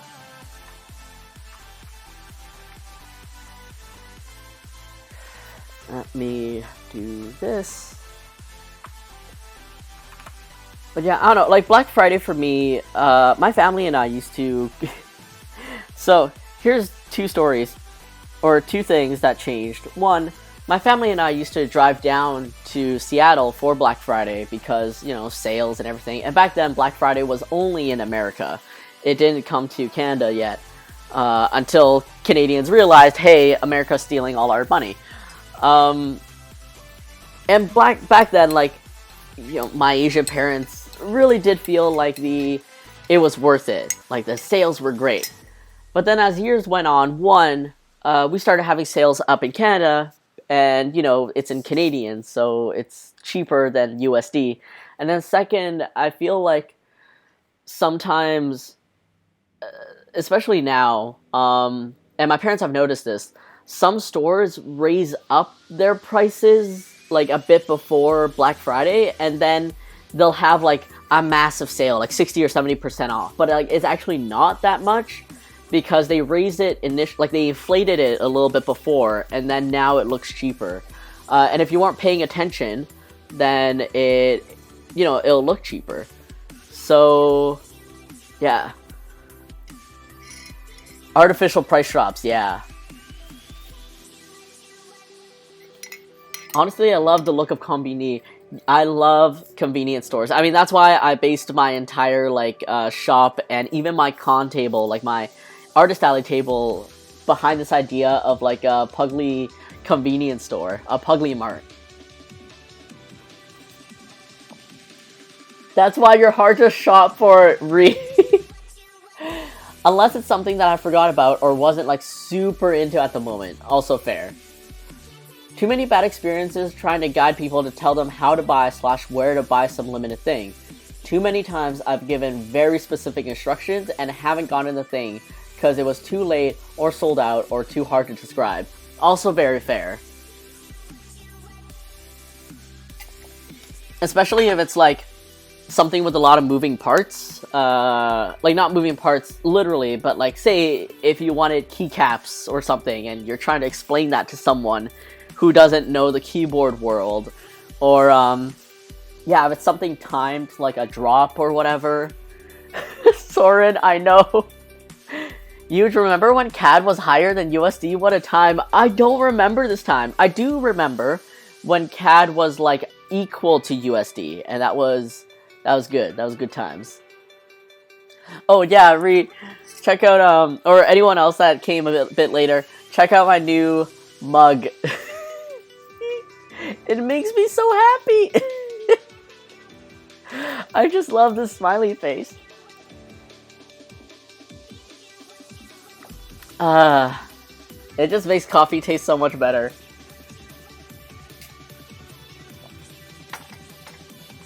artificial price drops. Oh yeah, sorry. Yeah, exactly.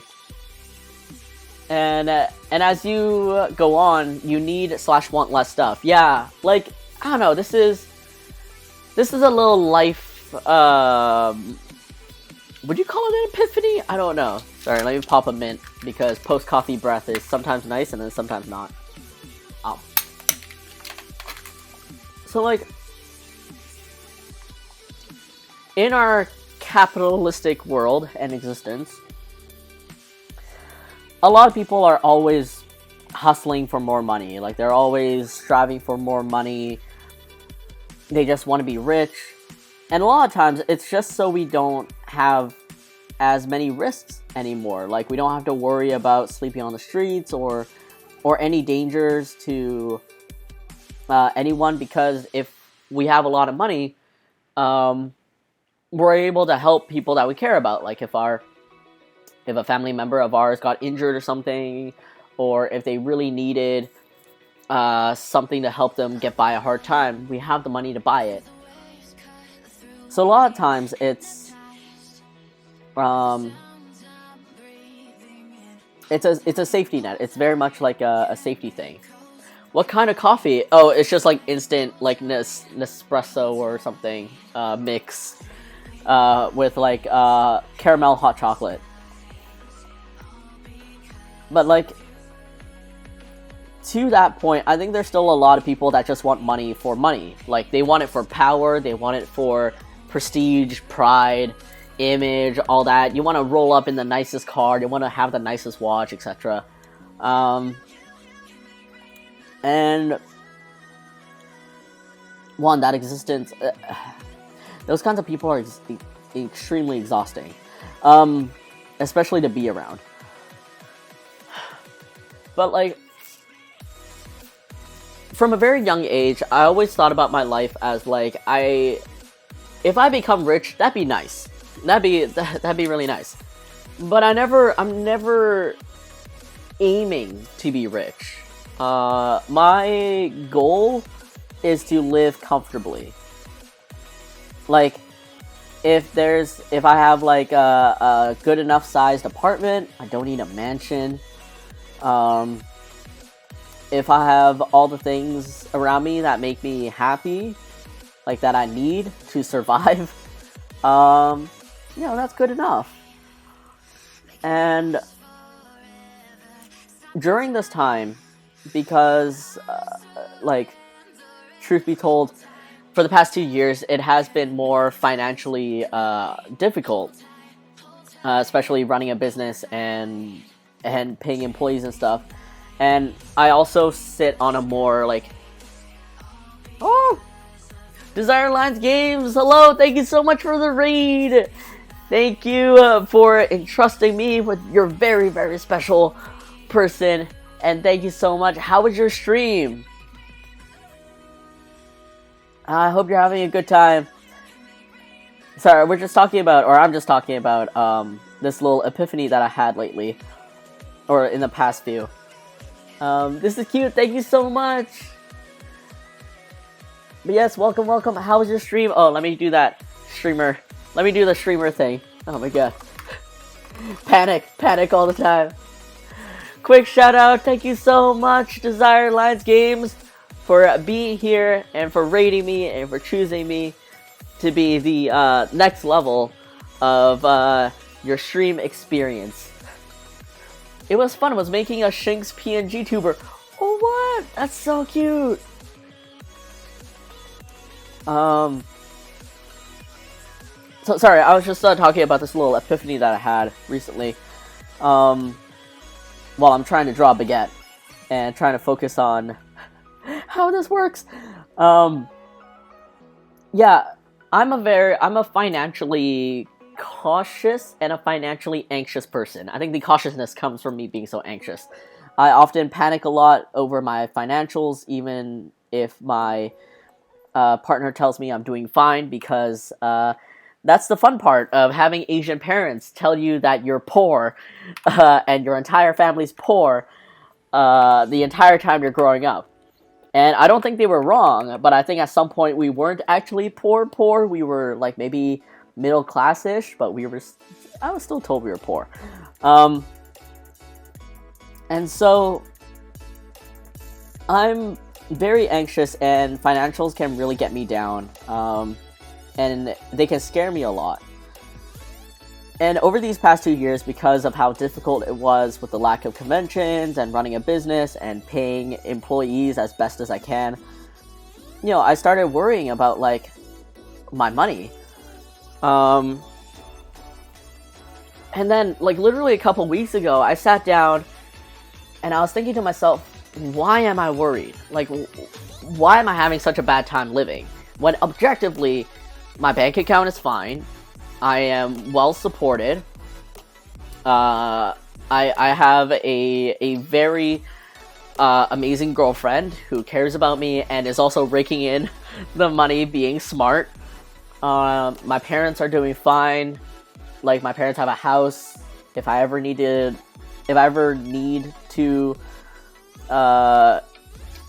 not pay rent anymore, I can, live with my girlfriend or my parents. Like, I have a lot of safety nets. I'm very fortunate in this way.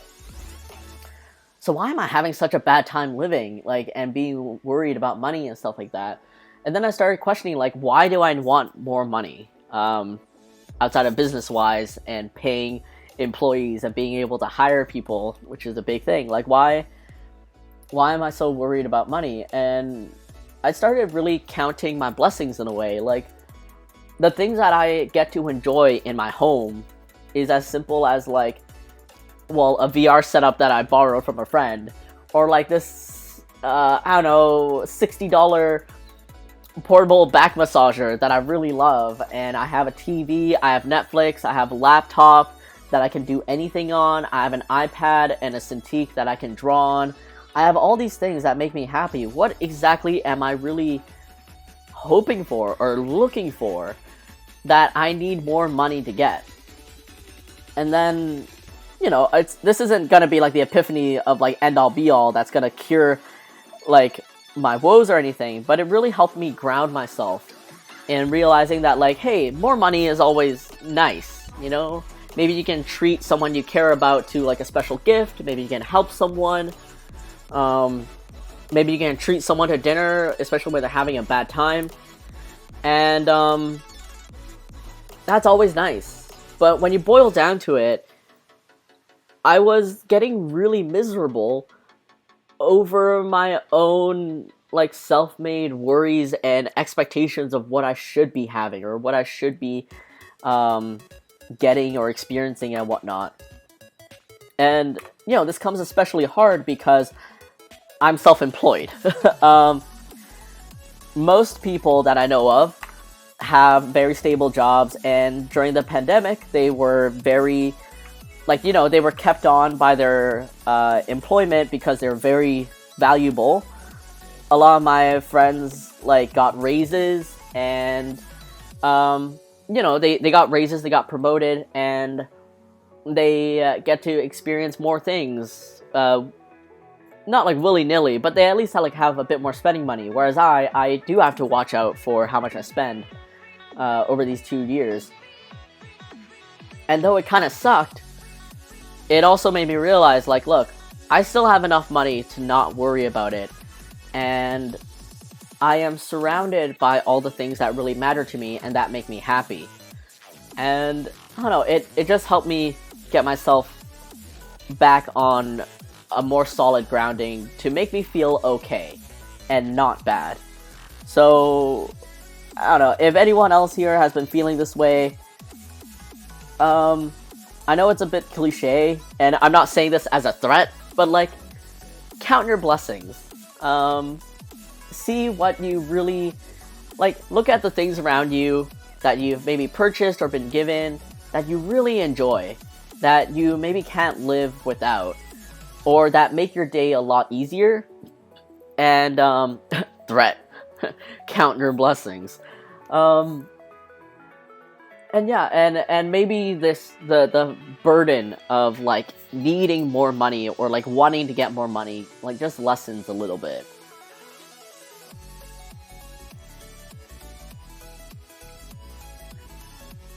financially anxious, me too. And alright, financially anxious and Asian childhood. Double high five. Yo, I just had this epiphany a few weeks ago. Really stressing over feeling like I don't have it made instead of appreciating what I have. Yeah, exactly that. Like, I don't know why I mean, of course, we're always gonna stray. Like, sometimes we're gonna stray from our values or things that we, like, cared about at the core, right? Like, it just happens. Life has changes, things change. But, yeah, it's just, at some point, it just feels good to stop and to look back and to really, like, retrace your steps to find what you consider being made and what you really appreciated from the beginning. So easy to do this all this time, yeah. Once I started paying attention to what I have and really appreciating it, I stopped feeling like I needed to push harder.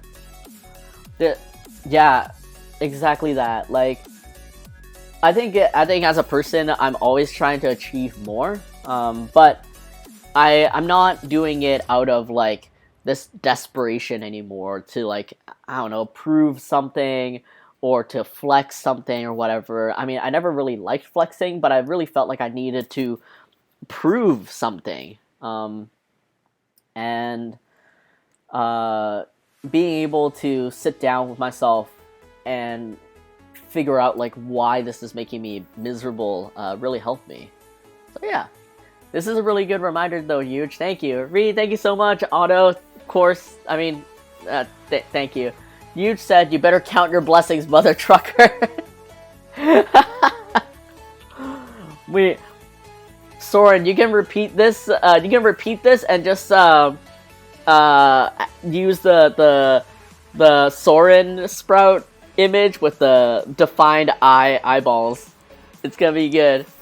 Yeah, I don't know if this is something that you guys can take away or I don't know, latch on to. I hope it helps you guys, maybe mentally, emotionally, because sometimes it's hard. Like, of course, you inevitably might accidentally compare yourself to other, like, your friends and your peers. Even if it's not, like, out of malice, there we go, malice or envy or anything, it's just, it sometimes it feels bad.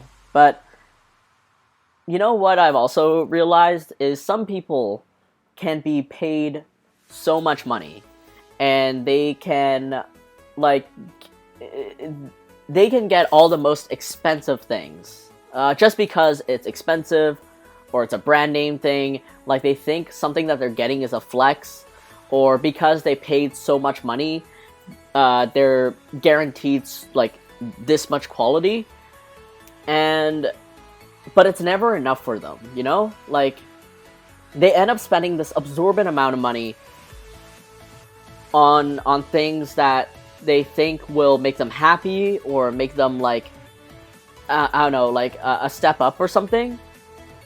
But it ends up amounting to nothing. And I think that's even worse off than you being so miserable about your financials. It's scary to realize you're talking... Oh, sorry. It's scary to realize you're taking everything... You're taking everything younger you worked so hard for granted. It starts to make every achievement feel so small and insignificant. Yeah, exactly that. It's crazy to hear someone else has been processing similar issues. Thanks for sharing, Huge. Of course, like, I mean, this is like my little soapbox, I guess, like my little footstool. Like, I guess if it helped me, I hope it helped you guys in some way. But yeah, definitely that. It's when you... I mean, I had to tackle this too a little bit earlier in the year when all the things that I was achieving, the goals that I had set, that I had met, none of them felt good because I kept looking at other people's achievements and wondering if, like, I'm not doing enough, or am I not good enough, and stuff like that, and not giving myself enough credit for all that I've achieved. And yeah, sometimes it's just this, like, grounding yourself and appreciating your own values and how they've yeah, what they mean to you, and cherishing that. Ree just said, you don't like flexing those guns? I would. No, Ree. There's nothing, I swear. It's still a work in progress. Still a work in progress. Get that off-white hoodie for clout. Get depressed because you didn't get enough likes on Insta. Oh my god, Clara, so real. So real. Like, oh, there's... You can tell, like, when someone is getting something of, like, that manner, because they genuinely love it for some stupid reason. Like, okay, here's the thing. Like, Peggy asked me this. What's something stupidly not worth it, but I really want for no reason? And right off the top of my head, it was an Undefeated hoodie. For those of you who may not know, Undefeated is a brand. It's like a street brand, and their logo is basically like, I think something like this. So this is their, don't quote me on this, but the Undefeated logo is basically, you know, when you count to 5 and you cross it out, and that's it. That's their logo. That's their logo. The name is called Undefeated. Their hoodies probably go for, like, I don't know, $80, $60 to $80, like, you know, that higher price point for streetwear shit. I know it's not worth it. I know the cost of hoodies, especially at the highest quality. I know all I'm looking for is a logo at the front and back. But it's one of those stupid things, right? Where it tickles my brain. It tickles my brain in a good way, and I want it. I don't care to flex on anyone. I don't care if people see it as a flex. I just like these, like, 5 sticks organized in this way, and that the name is called Undefeated. Could I make it myself? Yes. But it's it is what it is, you know? And I think you're able to tell when someone got something because it tickles their brain, and, like, in a very genuine way, and when someone got something because it tickles their brain because they think it's a flex. And yeah, I don't know, I like the non-flexers a lot more. I think a lot of people would too. C6 of all the Genshin 5-star characters. Me with the Burberry plaid, to be honest. Like, is that... Wait, C6 of all the Genshin 5... Wait, what is C6? Is that the level, or is that the rarity? Wait, no. Genshin 5-star characters, that's the rarity. What's the C6? Bro, you lied. They're like 200 cat. Wait, for, like, the simple hoodie? I've lost track. I've lost track. Like a simple, like, say, black or white hoodie with just, like, their logo printed at the front, or, like, one in the corner, one in the back. Because I know they've been doing a lot of, like, cut and sew stuff, which is, like, more expensive. And Keonite with the Burberry plaid, like, I can't fault you on that. I personally think the Burberry plaid is a very nice color combination and stuff. Just unfortunate that Burberry was the one that made it, so it is really expensive. But hey, no judgments, you know?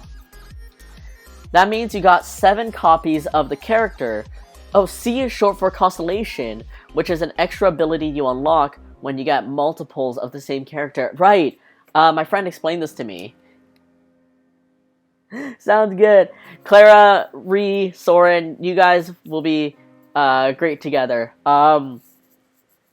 Clara is one of my good friends locally here in Vancouver. She's a crochet artist. She does a lot of really cute crochet stuff. She doesn't stream or post enough, ever, but she's very wholesome and supportive, and she will yell at you if you're not being kind to yourself. So, you know, she's the con mom. She's the con mom of everyone's table. Wait.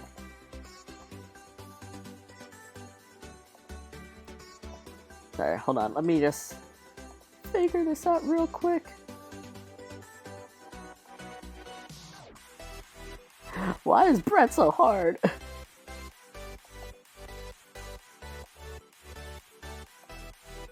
Okay, you know what? I still want this to be a something, so it's not like such a hard detail.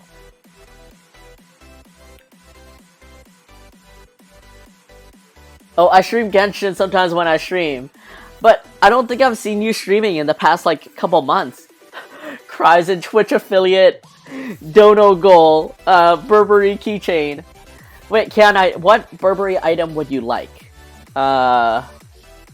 Is it a shirt, or like a scarf, or like what is that? What is that Burberry item that would really tickle your brain?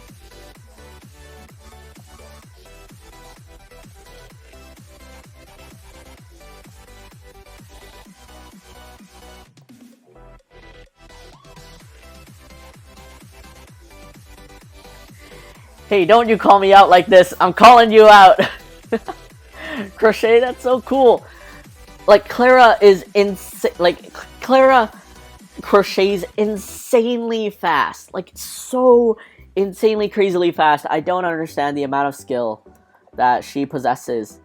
And they're all great and cute. And I wish I had something at home that I could show off to you guys, but all the crochet stuff that I've gotten from Clara, I've gifted to Peggy. So yeah.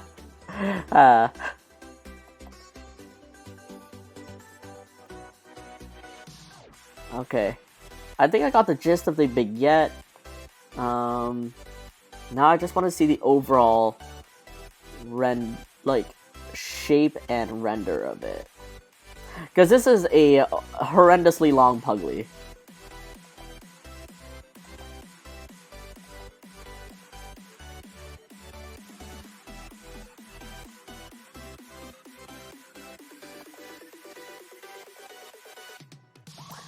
Alright, there's a lot of bread. Some of the curves are just not at the right angle. God, me hates curves. Also, me draws a whole character that's based off curves. Really bamboozled myself on this one.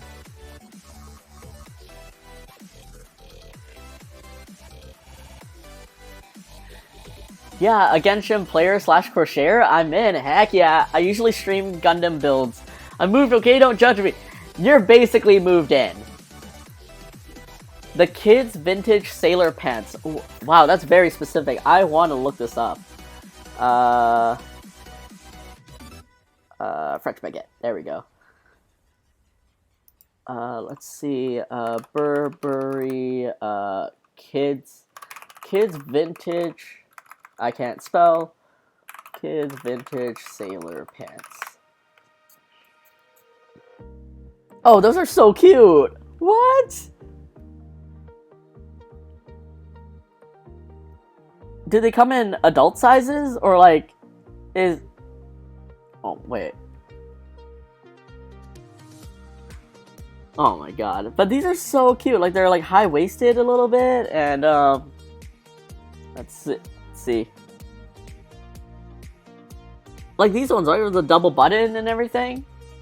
No, but I'm a tiny human. Oh my god. Oh wait, sorry. My browser's a little bit off to the side here, and I need to use my mouse to move it because I might drag off everything.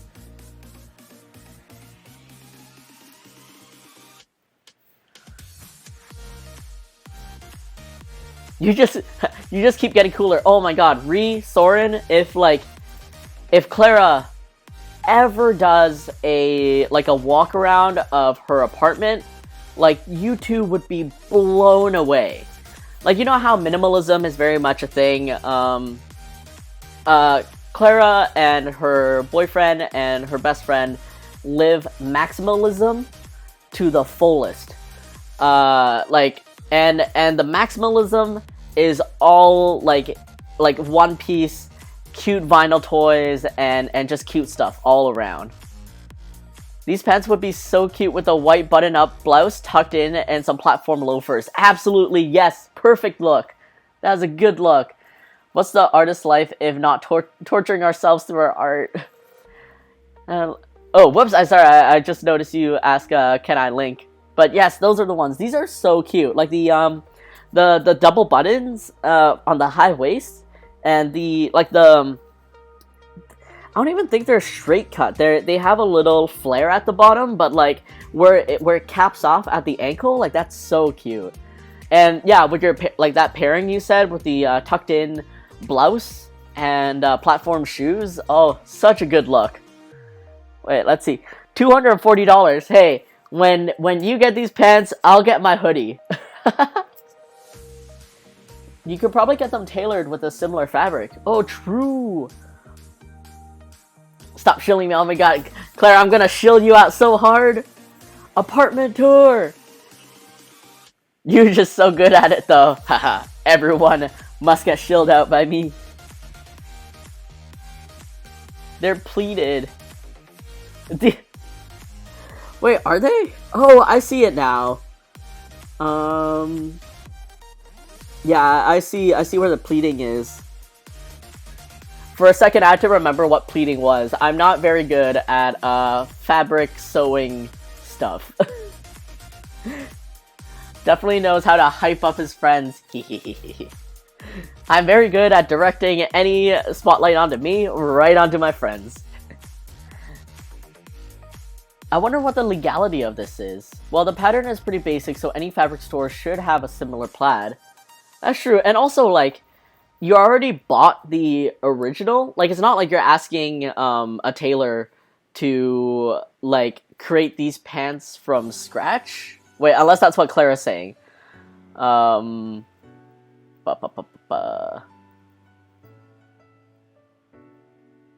can probably get them tailored. Right, tailored. So, like, tailor, when you say tailor, you mean, like fixed up or anything, right? Like, extended or shrunk or lengthening and stuff. Oh, you're saying someone can dupe them for you. Okay, also, yes. No, you were right, Canite. See, when I think of tailor, I think of, like, you know, if you need something lengthened or shortened, or, like, if you need, like, fitting. But also, you know, I don't, you know what, let's see, hold on, Burberry stocks. Let's see stonks.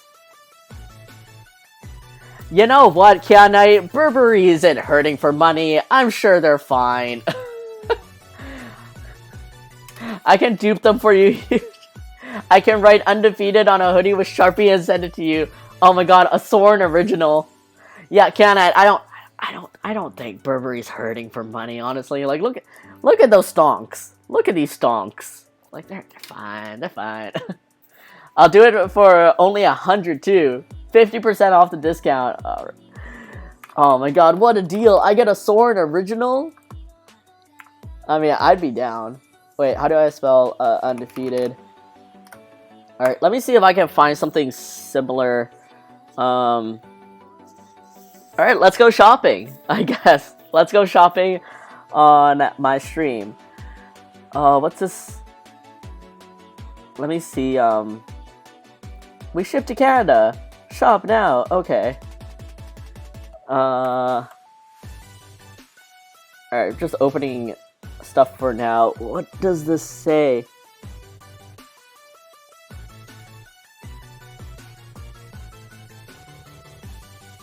Undefeated seasons. See, I can't. Maybe one of these. Undefeated logo, lockup, pullover, hoodie. Like, for a while, Undefeated had, like, nothing released. Like, not even their basics. So, I don't even know if the hoodie that I'm thinking of exists. Puglie and Goku drip? Oh man. Well, I do have like a little series of like just Puglie in like hype clothing. I know they're like supposed. Oh, there we go. Jesus. You want like just take off the infinite scroll. Undefeated logo. You know, I don't. Kind of like this. Oh, that off-white with yellow though.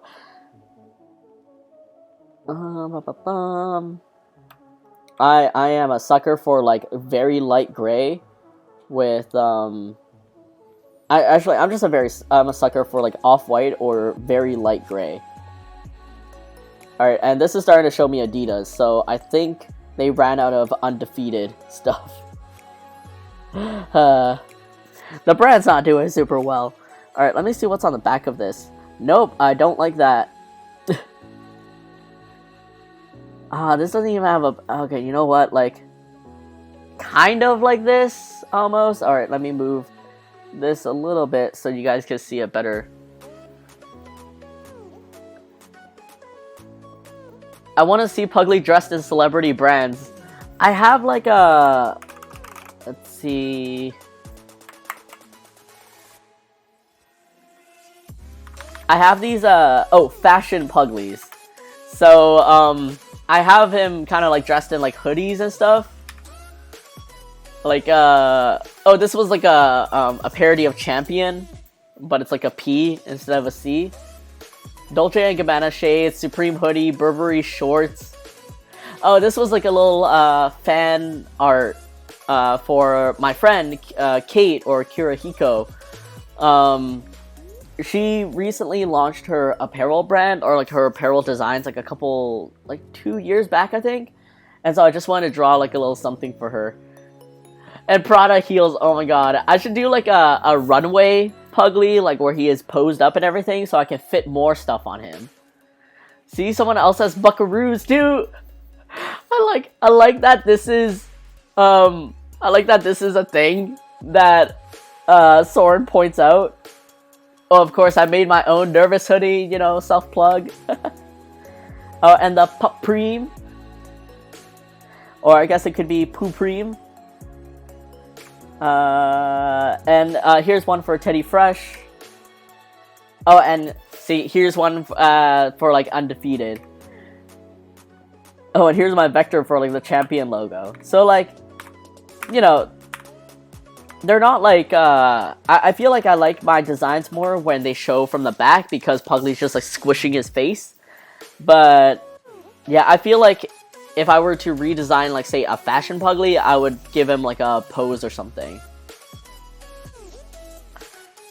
Well, I think it's a super Canadian thing. I will never forgive myself for missing the Nervous keychain. Wait, oh, the key tags! Aw, I'm so sorry! The Nervous keychain is still there? No, I think I'm completely sold out. I was just looking at it. Oh my god. I think I'm completely sold out, save for like maybe I have some samples? I'm not sure. I have to do like inventory / like scrounge around in the corners of my shelves when the time comes. Really? I thought it was sold out. Is it there or is it not? Even I don't know. I mean, I can probably...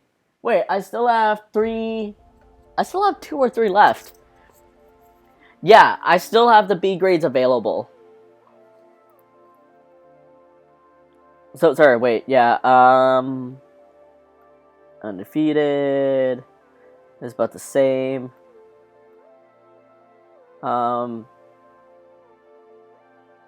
is that matte puff print? Oh, it's a puff print. Okay, so this is a long sleeve t-shirt. You know, this isn't bad. And I just like the color, honestly. I wish there was... Ooh, there is a back print. Hey!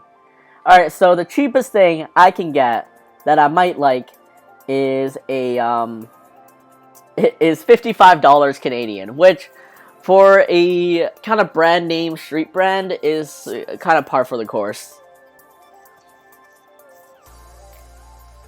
Well, the Nervous collection is one of my faves, to be honest. Oh, can I thank you? But yeah, I only have B grades available. I don't think like the B grades probably aren't too bad. It's either like there's a little bit of mispaint, like say if the white paint for the eyes went a little bit on the eye, or if there's like a speck or something. I'm very picky about my quality for my own merchandise, like that I can quality check. So I will admit that sometimes my B grades, some people would just like be fine selling them as is, but I'm so particular and picky about providing the best quality that I can for everyone that I filter out a lot. But yeah, Kiana, when you get your pants, I will maybe one day get my hoodie, which unfortunately, or my t-shirt, maybe like 5 of them, just to match the cost of your pants. But yeah, I guess they're like $190 or something, you know, just what it is. Yay! Let me close all these now.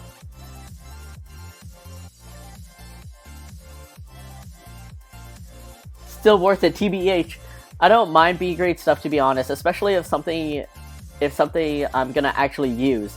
Yeah, that's true. Like through wear and tear, you're gonna you know, scuff it up a little bit. But I guess it's some people really want, you know, the best quality to start off with.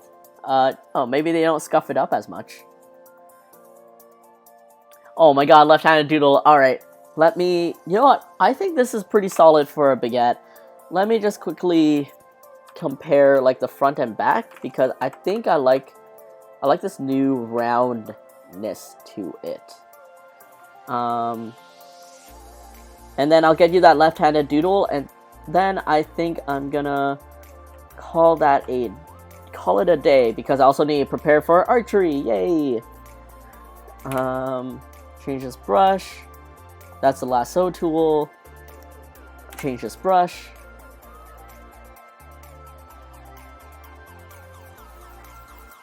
Oh no, that's not gonna work. Okay, never mind. Backtrack. Delete it. Oh, and I should probably save. Whoops. What did I do? Oh, I created 2 layers. Okay. You know what? This is pretty solid. You know what?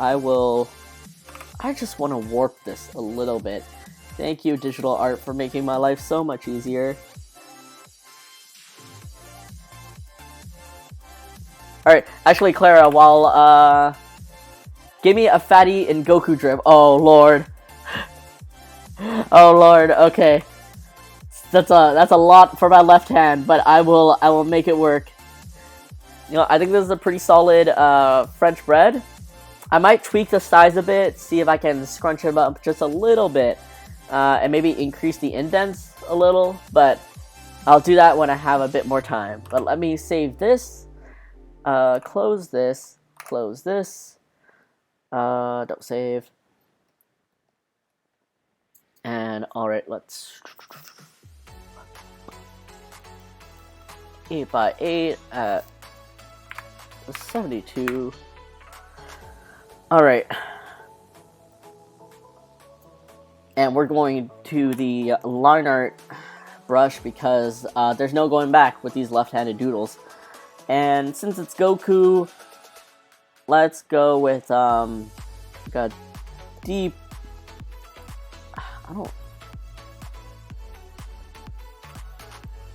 Yeah, an orange. Okay. Alright. It got stuck in my head, so make it happen. I want to see... I want to take a bite. Oh, can I? Thank you. Alright, so this is... Puglie in that Goku drip. Okay, wait. So, when you say Goku drip, are you saying Puglie in Goku's, like, outfit? Like, the gi and everything? Or are you saying, like, the, primitive collaboration with Dragon Ball Z?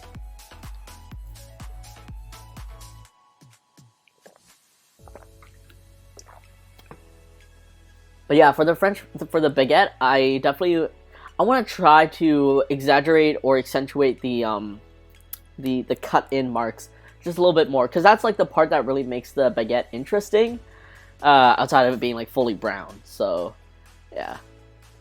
Clara, no, the Goku Supreme meme, like Google Goku drip. Okay, let me double check this.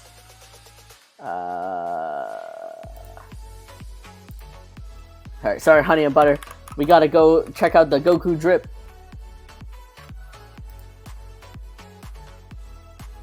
Oh my god, okay.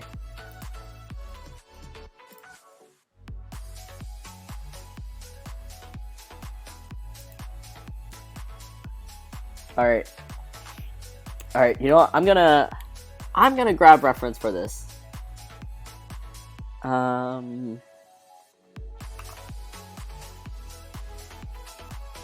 This is actually pretty dope. I do love when, like, I see anime characters kind of being, what would you say this, like, transformed in this way, even though it's, like, super douchey, but, like, I am here for it. Alright, you know what, just for the sake of this, let's go with that off black. I don't remember where this came from, but it's hilarious. I think I've seen like a lot of like Kakashi and Goku and like Vegeta, just like a lot of our classic anime characters, getting put into these like hype beast-esque poses and situations and stuff. All right, so this is my right hand. This is my left hand. Let's do Puglie in that Goku drip, and I'm gonna give Puglie that Goku hair. So first off, we always start off with the nose, because that's the anchor of Puglie. How do I look? Oh, well, I didn't mean to poke that, so I'm gonna do the undo just for that. Alright, the mouth, tongue, other mouth, and usually when I draw Puglie like this, I don't draw its bottom mouth. And you know what? He's... Oh my lord. Alright, let me fill in the pupils here. Oh, I'm filling it in. Oh my god. Oh my god. What is my right hand supposed to do? Why is this so hard? Alright, so, alright, got his pupils in. And you know what? He's hype beast, man. He's real, mean gang over here. So he's looking real mean. Real mean,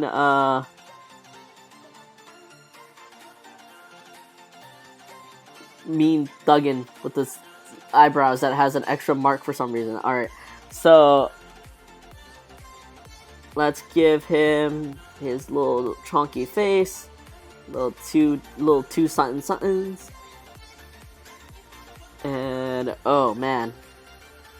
Oh, Puglie's like the tectonic plates over here. Alright, and ears. Color that in. Alright. Oh, that's a pretty good oval, if I do say so myself. And let me color it in. And, man, you really question, like, why does your wrist not have any mobility in your other hand?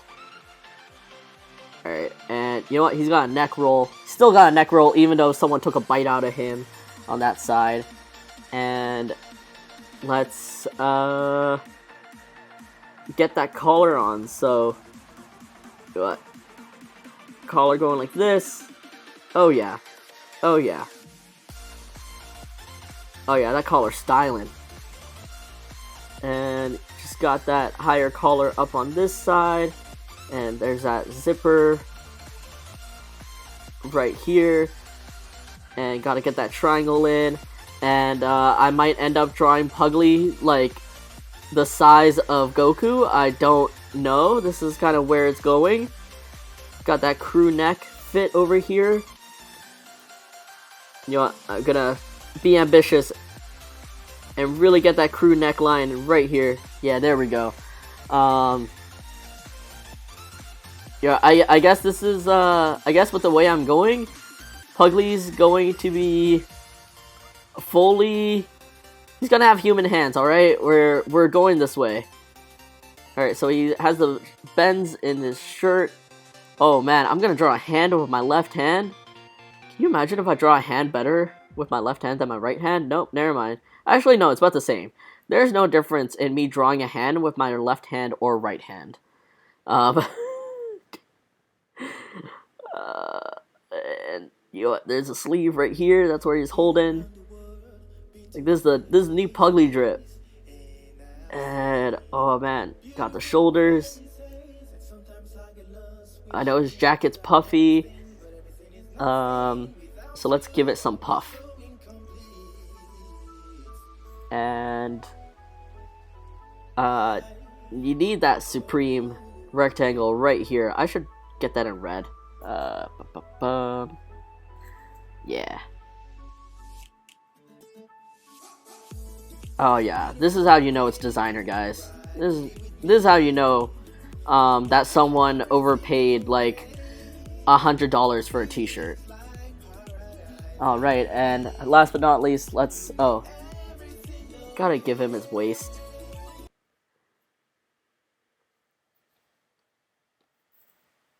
Whoa, what happened? Whoa.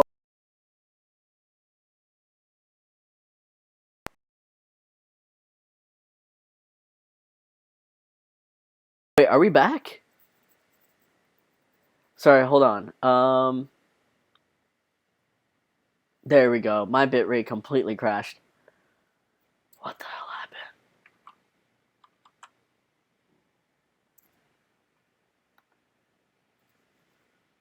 Did I completely crash?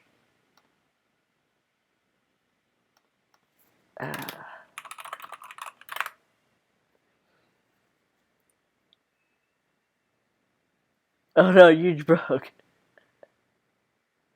You're back. I'm back. Okay. I don't know what happened. My computer was like, this drip is too powerful, and my entire computer froze. I also think my pretzel rock is having some issues in that I can't close it. Huh. So I'm back. I'm back. Sorry, I haven't been reading chat because I was just so focused on this drip. What is up, man? Are you okay? Drip over 9,000 for real. Oh, is it pretzel rock that's not okay? Wait, no, the music is going. According to my audio, I just can't hear it. Oh, did my audio crash? You know what? I crashed. Nope, I'm back. You know what? It's fine. Let's do this. Let's finish this in complete, at least complete silence for me. Alright, let's go. Let's go, gang. Let's finish off the little cinch down here. And alright, let's give it the iconic. Yo, Pretzel Rocks just updated and changed some features, so you might run into some issues. Oh, okay. I will check if I need an update or something. Because it was a bit buggy, like, when I opened it today. But I thought maybe it was, like, I don't know, just a fluke. Alright, so there's 1, 2, 3, 4, 5. Alright, so we got 1. Oh my god. Why did I put the reference on the left side if I'm drawing my left hand? God. 2, 3. Oh yeah. Oh yeah. You know Puglie's coming. He is ready to flex on like Frieza and Vegeta and the whole like Ginyu force right here, right now. Oh man. Oh, yo, my left hand is doing pretty good.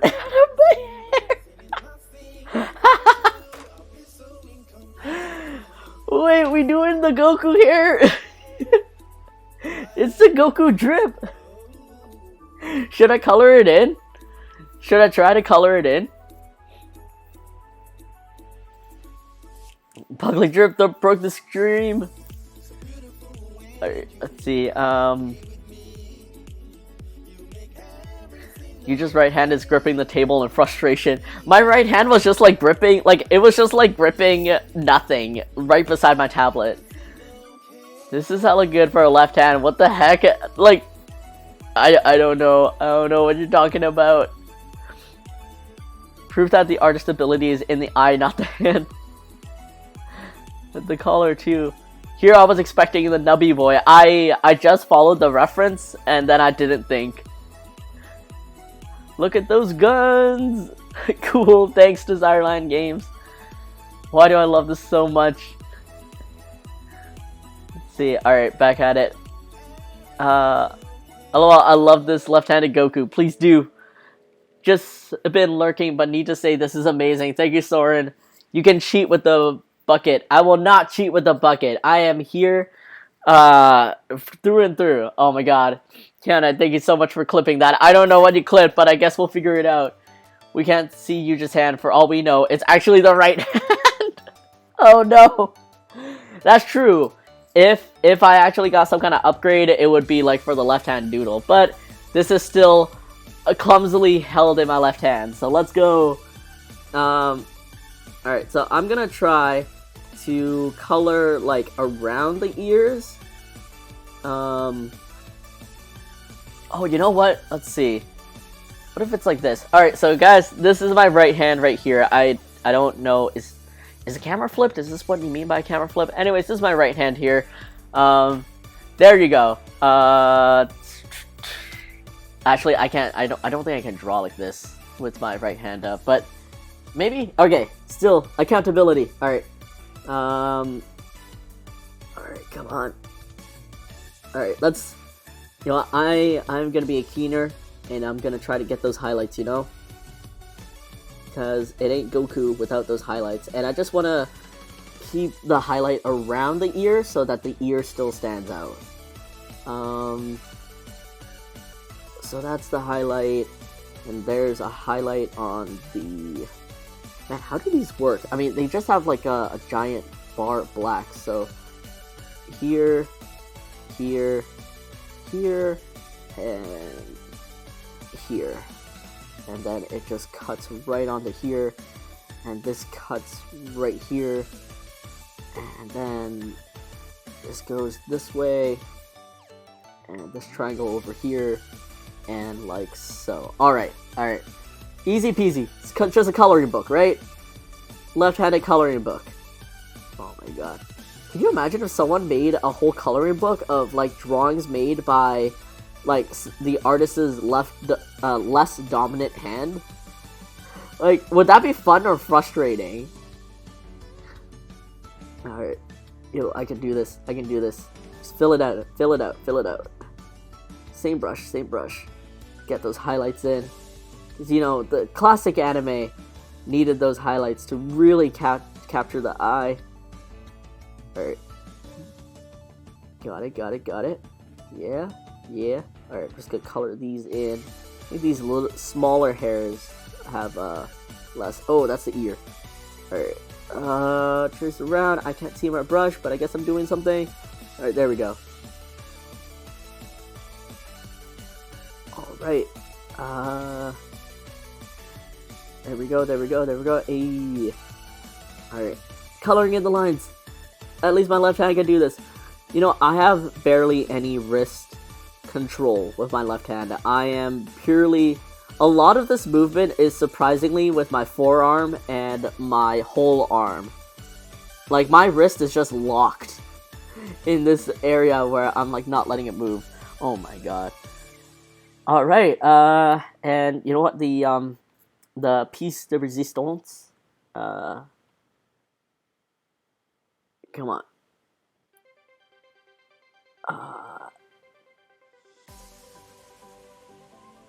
Oh yeah. Alright, that's easily $200. Alright, I did it! I don't know if you guys can hear the music. I can't, but according to OBS, there's something playing, so... Yeah, oh my god, Carmen, hello!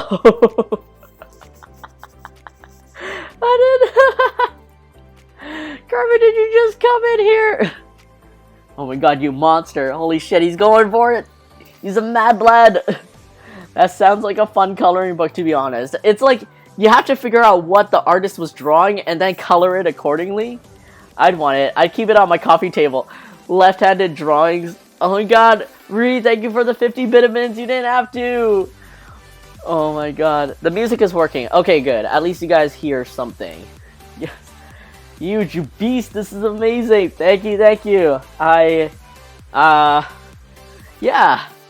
Left-handed doodles by an artist. I'm gonna back to my right hand a little bit. Let me move this reference down. All right, and I am going to just do a quick screenshot so I can post this later. And I'm pretty sure that was a screenshot function and not just the copy function. Okay, sick.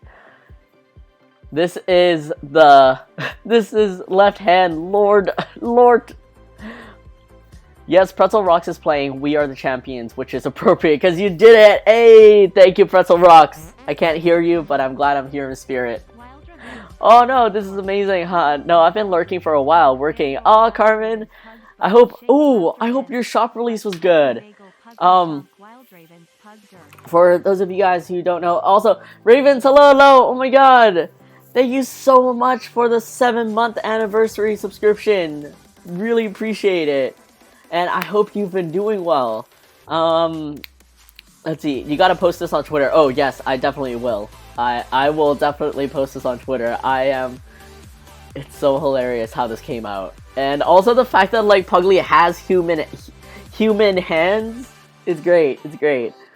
Just a real quick shout out to, oh my god, this is not, oh. Real quick shout out to Carmen over here. She just launched her store on Monday.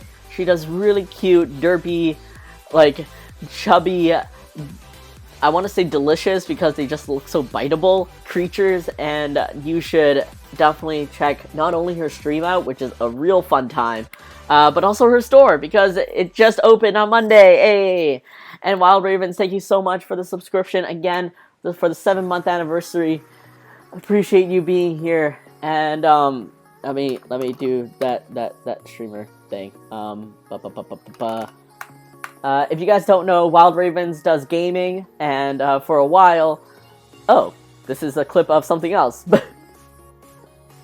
Oh my god, that clip looks tragic. She streamed like The Sims, right? Yeah, and also a variety of games and stuff like that. So definitely do give everyone lots of love. Congratulations to the launch, Carmen! Yay! Oh man, and Clara, thank you for redeeming the left-handed doodle and challenging me to create this beauty. Maybe. Sorry, I'm just like I'm not thinking out loud. I'm thinking in my head out loud. What if I just like recreated this, but like legitimately, like I actually did like my proper line art and coloring and stuff. With the Goku hair, but like with actual human hands, and just did all these parodies and stuff. Oh my god, stretch that wrist, man. Yeah, I gotta stretch both wrists now. It's so much work. Glad it's the last one. Oh my god, yeah, Carmen. It's shop updates are always so exhausting. Been so busy with life, so sorry I've missed your streams. Oh yes, Clara, like soup dumpling Clara. Yeah. Hello. But truthfully, everyone, thank you all so much for being here and for keeping me thoroughly entertained and chatting with me and just having hopefully a good time here. I appreciate all the chats that we have to get up to, and I'm glad to know that all of you are doing solid, for the most part. I have to head out now to actually get to change, and to do archery for the first time in like 18 years. So yeah, Thank you for keeping us entertained. Michelle, thank you so much for being here. Everyone, truthfully, thank you so much for being here. I think for once, I'm not gonna rate anyone just because I have to bounce, and I feel really bad about like rating and running, even though that's like what everyone understands it to be. So we'll probably just say bye here. Have fun. Say hi to Peggy for me. I will. I will say hi to Peggy for all of you. Archery, have fun. Yes, thank you. Kiana, thank you so much. Ree, Soren, thank you so much. I'm so happy to catch you guys again, at least on stream. I hope, if not Ree, then Soren, you guys will have a little free time to stream again, and I can come and lurk. Hopefully not too early, because when it's like 10 a.m. your guys' time, it's like really early my time. But all of you, thank you so much. Have a great rest of your day and or evening, and I hope to catch you guys again next time. Take care, and bye-bye.